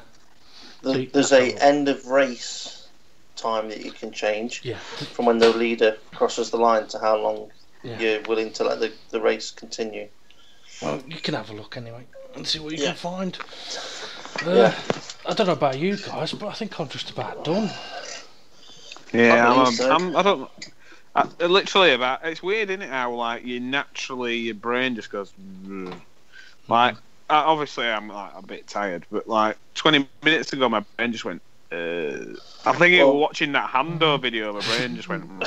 Can't handle it. Well, my brain's still in Spanish time mode. I mean, for me at the minute it's nearly 1:30 in the morning, not 12:30. You know. So, and I didn't get much sleep last night either. Too much shagging. Right, okay guys, don't forget, let's get ready to fumble. That's really not going to work. Is that what I'm getting in my commentary next race? No. The lights go out. You could do actually, yeah. With the rookie driver, let's get ready to fumble. You know, you're going to have to do a drivers start your engines. Oh, another thing I was going to say is, do you want like a nickname? You know, like Kimi Räikkönen's known as the Iceman. Do you want like a nickname? Well, you see, my name is Demon R. Now, the R used to stand for something, but it changed. It used to be Demon Racing. Oh, I thought you were going to say Randy or something. No, I know what the R stands for now. I was wondering if Steve remembers what the R stands for. Yep, I know what it stands for. Go on then. Red Mist. Yep. Demon Red Mist. Because I'm always fucking angry. Yeah, the Red Mist. Right, okay. Okay, cool. Now, okay. on the game, I did actually change, because you can put your nickname on the game, can't you? Or your name on the game. I did change it to Demon Red Mist. I don't know if it actually shows up or not. So, as for a nickname, I don't know.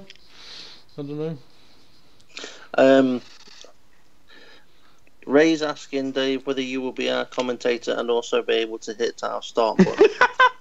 No. Sorry, Ray. No. Ray, he can't be our commentator if he's racing. Yeah. Yeah, we've had a yes. I'm going side by side through turn 1. Yeah. Oh no, I've crashed into everyone. See you later. No. To be honest, I've had to take a break from everything that I've been doing, and I mean, to be honest, I wasn't even sure about looking at racing again. The only reason I have done is, well, it's personal reasons, but yeah. I mean, what else is there apart from wanking that you enjoy? Well, I mean, the thing is though, I got to a point. I was gonna say I got to a point where I wasn't enjoying it anymore, but I still enjoy wanking. I don't mind that. Until you realise when you're looking on your whatever YouPorn or whatever that you go seen it. Yeah. You spend more time looking for a new video than you do wanking. That is true. But yeah, so I got to the point where I wasn't enjoying racing, I wasn't enjoying driving, I wasn't enjoying doing the commentary. I had other stuff going on that was more important to think about and more important to focus on. And racing used to be a getaway and a release from everything else. and that wasn't the case anymore. Well, more of a burden. Yeah, it was, and so I mean, Whereas now you can come along and race, and you don't have any responsibility other than no. But I still Just have people thinking, oh, I'm gonna win it. I'm probably not. I'm probably gonna do absolutely fucking dreadful. I'm gonna do shit. Dave, you're gonna win. I've put a bet on already. I said to Steve, you're gonna win. Yeah, James, this is something that you. I'll try my best to make that not happen, but Yeah. I know we said we were going to wrap this up in a minute, but something for you, James, that you won't know about, and no one else knows about this yet. We discussed this between me, Ray, and I think Dave knows as well. Our league, because we want it to be fun, we're going to also be using weak slipstream to help with overtaking. So it's a bit like having DRS, but also weak boost, which means the cars that are at the back get a bit of a helping hand to keep the pack close together. Ooh. Right, So okay, so I've got an even advantage now. So even if you're in the worst car and you've not got it set up properly, and you're on the worst tyres, and you are the worst driver, you've still got a little bit of a chance of keeping up with the pack. Marcus Ericsson needs that. He does, yeah, he does. The thing is with the boost. I mean, I know on this after show we've done a lot of talking about gaming, to be honest. But Steve's been away from gaming for a week. But also, we didn't talk about it at all in the main podcast. That's why we've had to talk about it now. That is true. The thing with the boost is, 'cause I know that Steve and Ray talked about it a lot, and the thing with the boost, if it's a more of a social league and a bit of more of a fun league, what you don't want is your field just spreading out and nothing happening. Your fastest people run off into the distance. With the boost on, your fastest drivers can still end up at the front. So for example, James, if I was leading the race and you were dead last, you would get a bit of boost and you may be able to catch me up.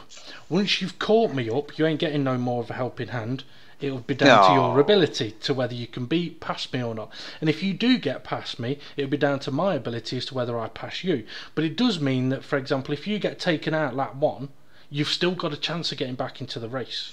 Yeah. Now, Exactly. Now, some people might go, well, that's not very fair for the person who's at the front. Well, to be honest, if you're good enough to be at the front, then you should be good enough to stay there.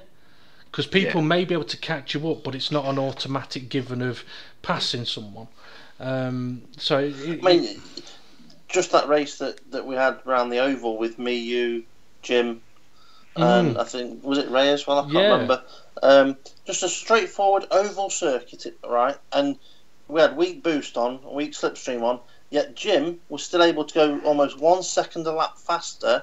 And when I say 1 second a lap, we're talking 15 seconds a lap. Yeah. So it's not a long lap. So 1 second is a lot of time.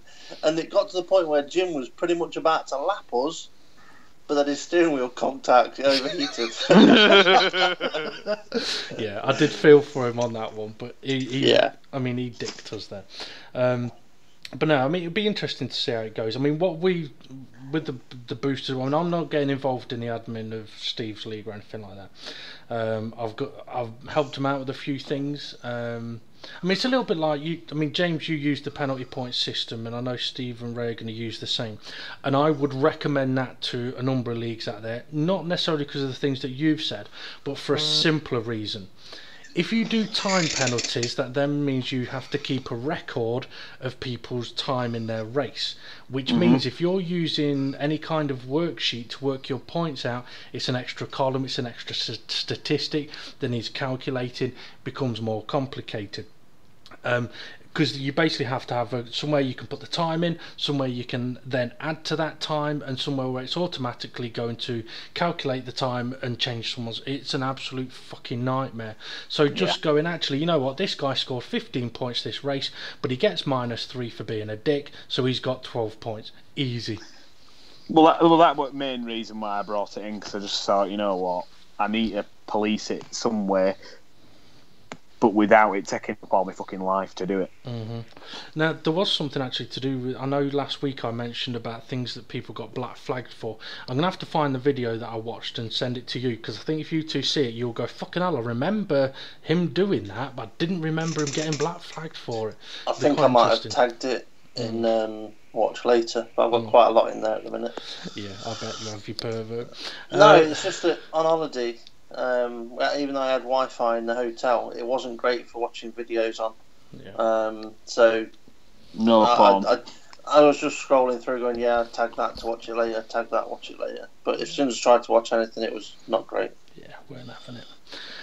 Anyway, right, okay, is there anything else you guys want to mention, want to talk about?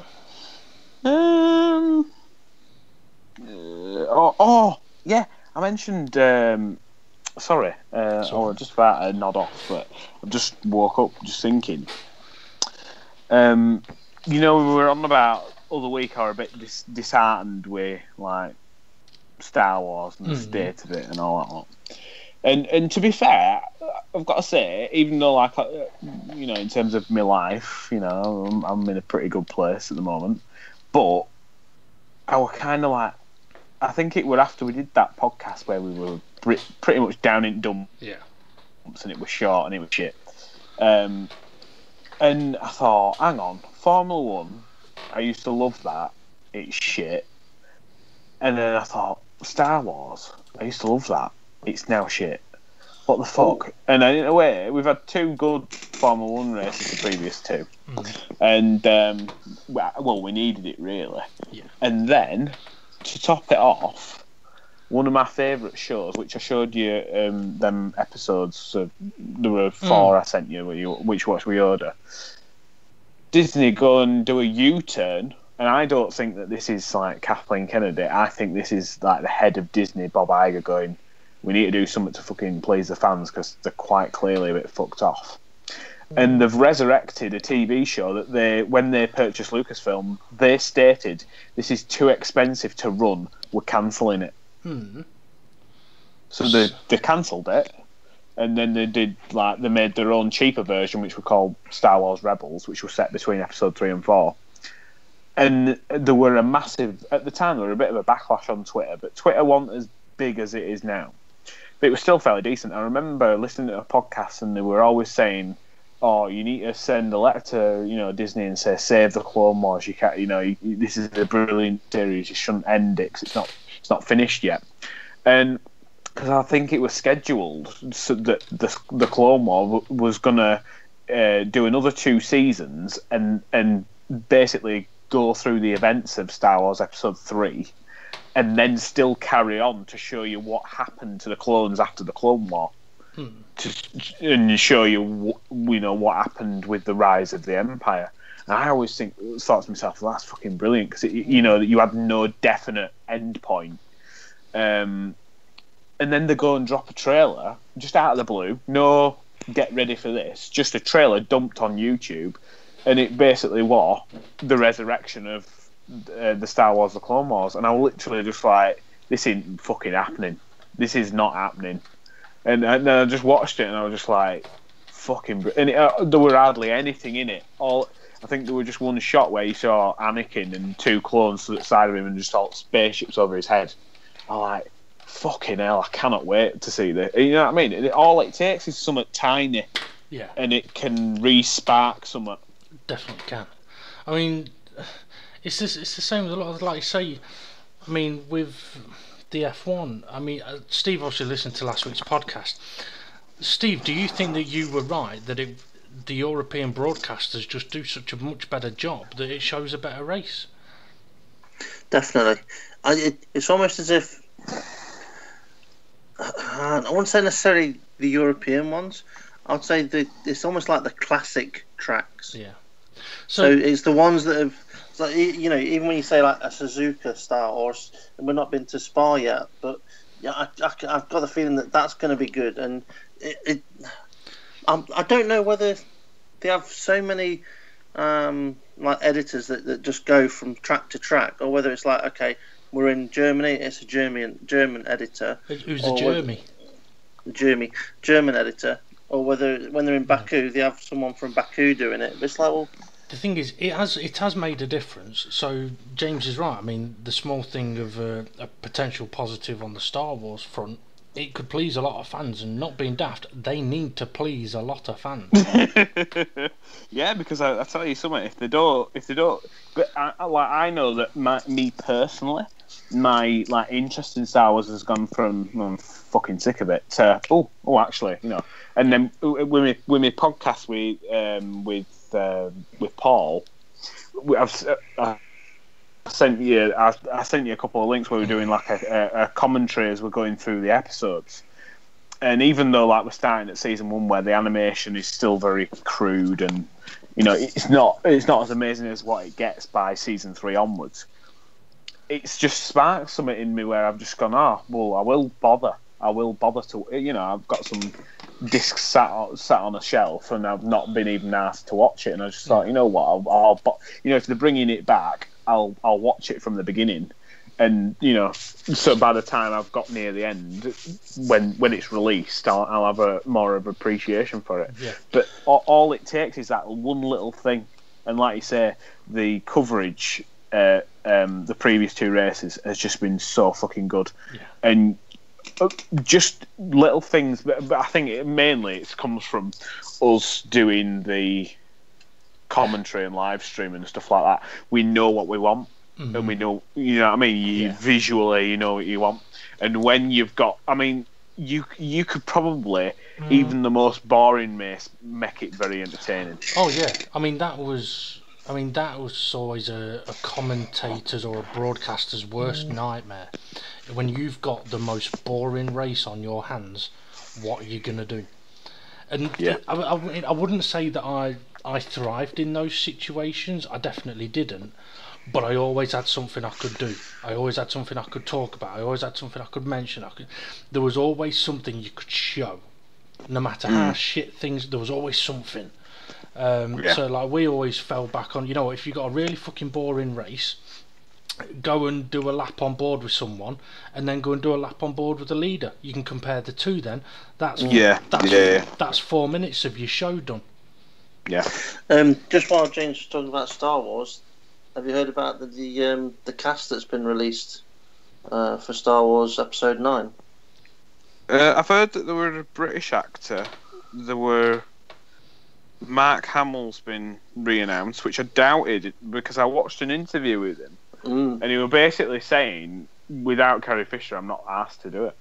But so really, Carrie Fisher has been listed as a cast member, but they're going to be using some unseen footage, but also Billy D. Williams. Yeah, the real Lando, not this fucking young solo Lando. It's you know what I mean? The proper Billy D. You belong with us among the clouds. Yeah. Yeah, but they've, unless something's going to change, they've dropped flipping it, DJ, whatever his name is.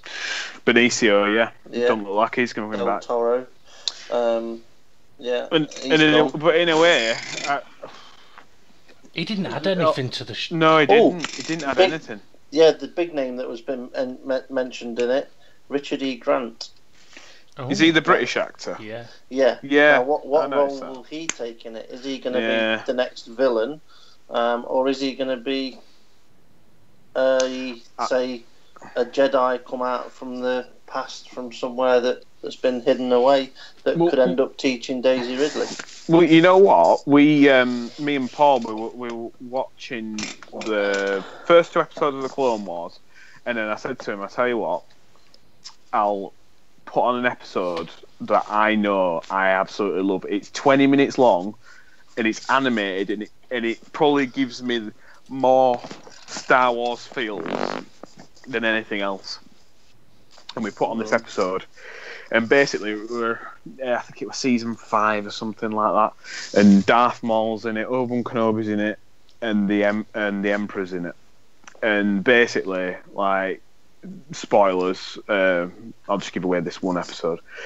You know, like in episode 2, Anakin's like lusting after Padme, and he's kind of like, and Obi-Wan Kenobi's kind of like, you know, you shouldn't be doing this, you know, you're a Jedi. But then in the Clone Wars, it's revealed that in the past, Obi-Wan Kenobi was very similar with another lady, and Obi-Wan Kenobi basically said to this lady, "Look, I'm a Jedi. I can't do this." So he knows from personal experience how hard it is to walk away from somebody.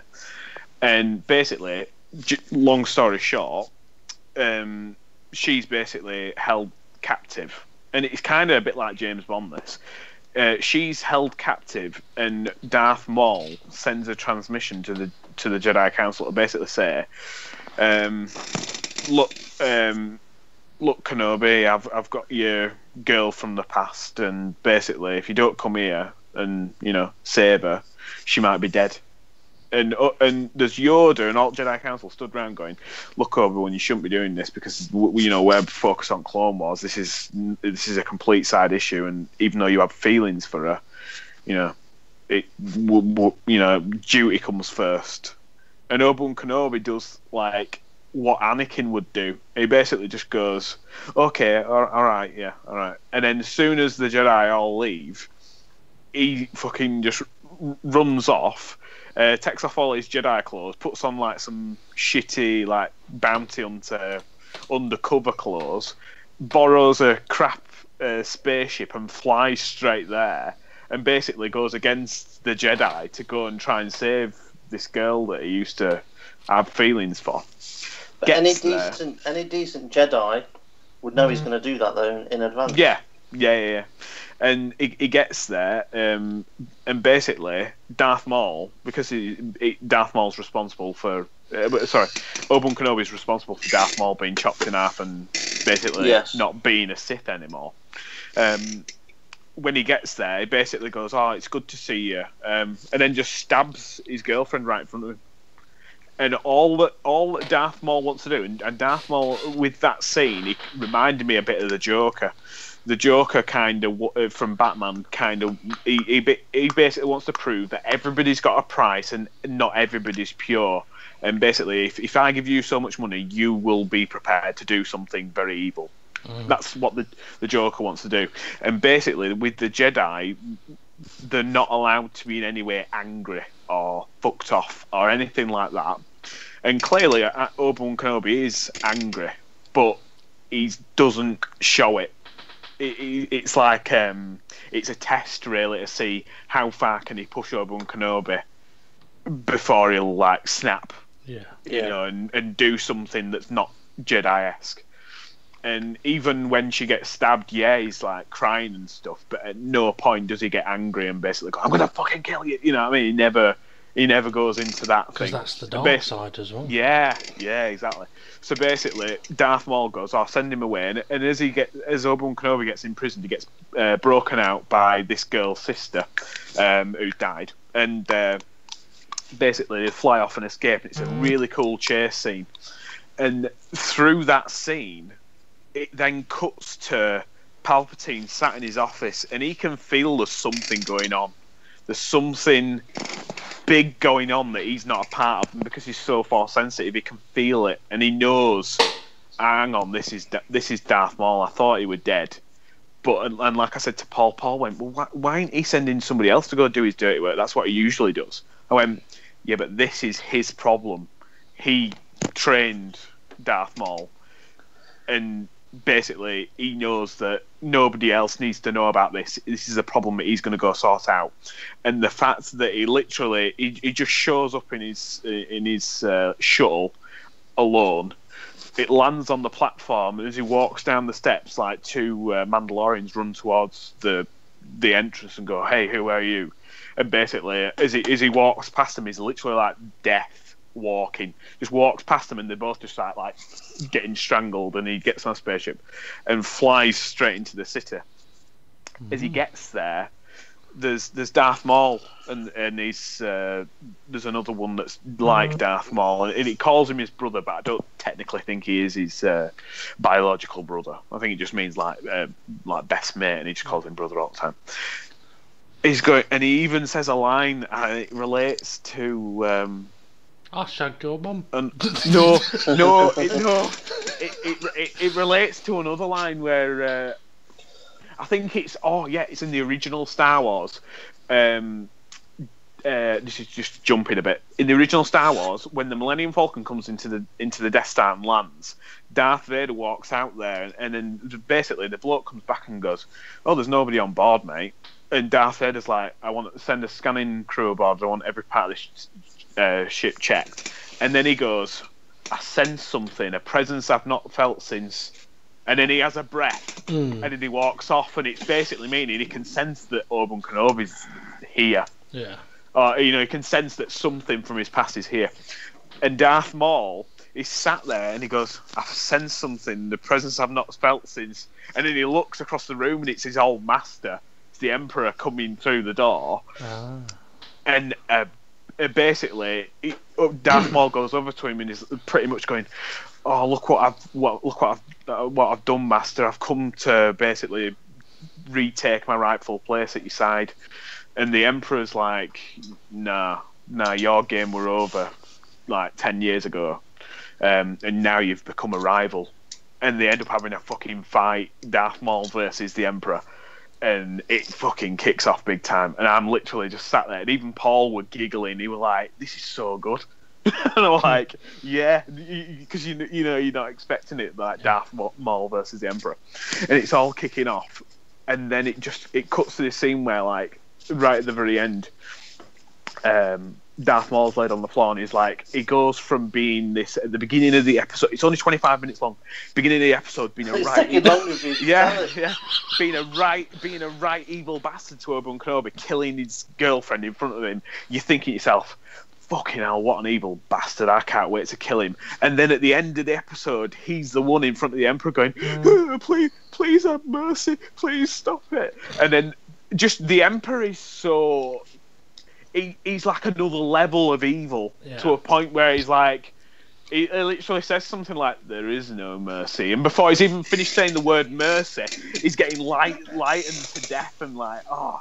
But it's just one of them episodes where you get a hero and a villain, and then you make that villain look like a wimp compared to another villain.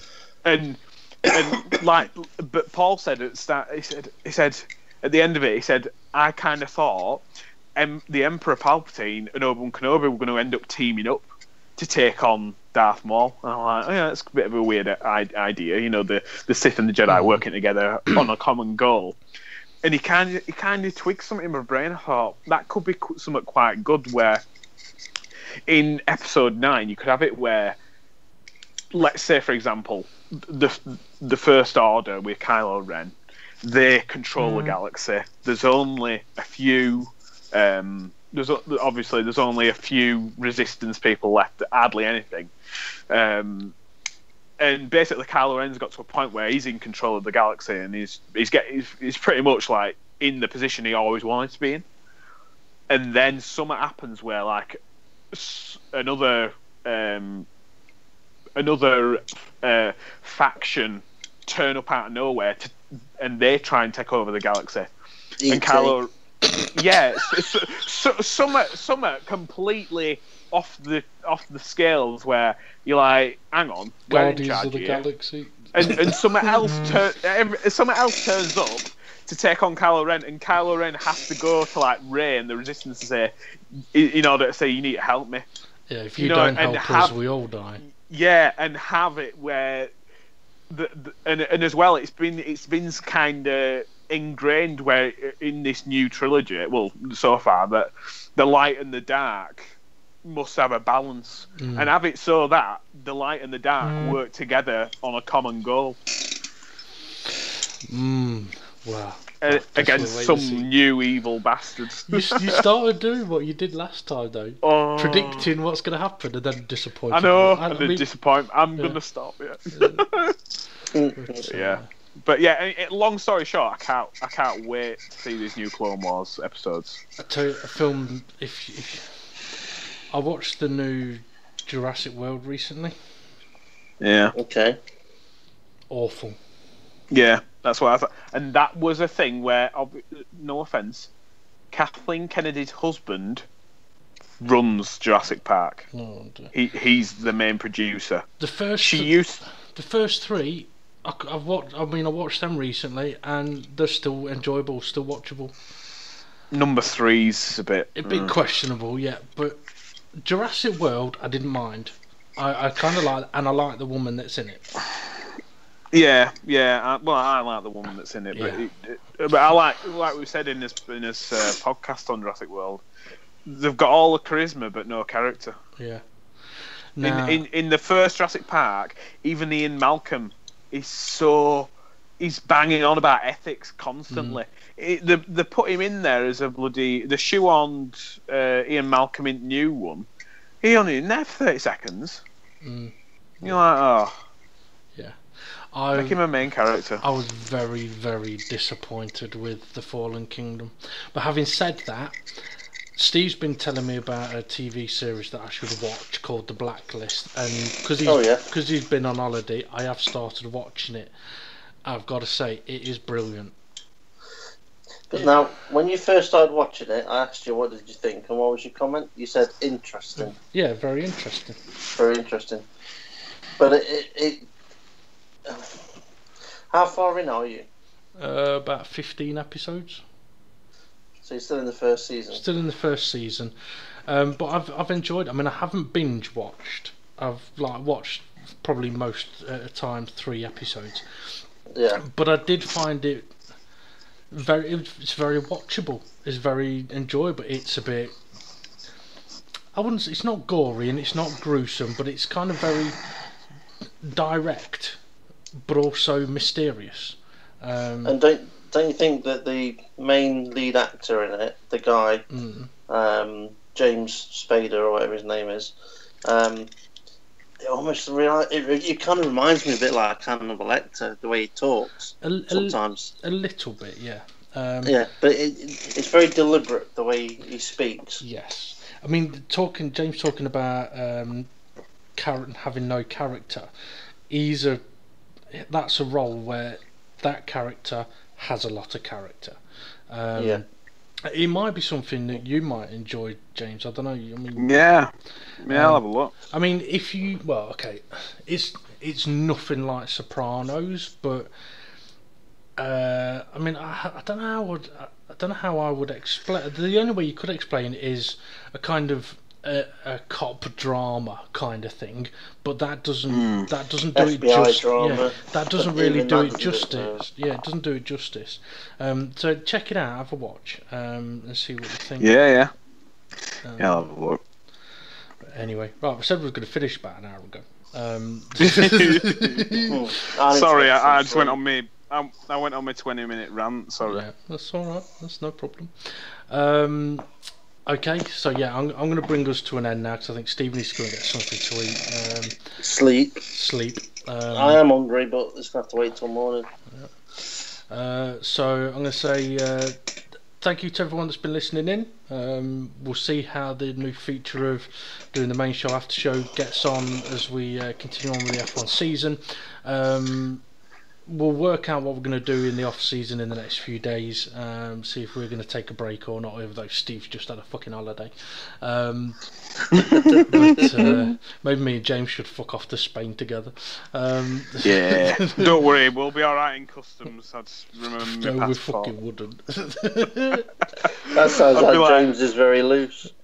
I'd turn up and I'd be like, oh, I ain't got my passport, and then they'd be like, right, stand at one side, and I'd be like, I point at Dave and go, he's got a load of cocaine. All right, Steve just made a comment. It sounds like James could be quite loose. I was watching some WWE videos on YouTube, right? And one of them, if you don't know WWE, this is going to go straight over your head. If you do know WWE, you know what I'm going to mention. But it was just this one line, just cracked me up. Basically, you got the character Triple H, Hunter Hearst Helmsley, who is married to Stephanie McMahon. Now, on this clip that I was watching, it was from quite some time ago, where they're married in real life. They're also married on the show.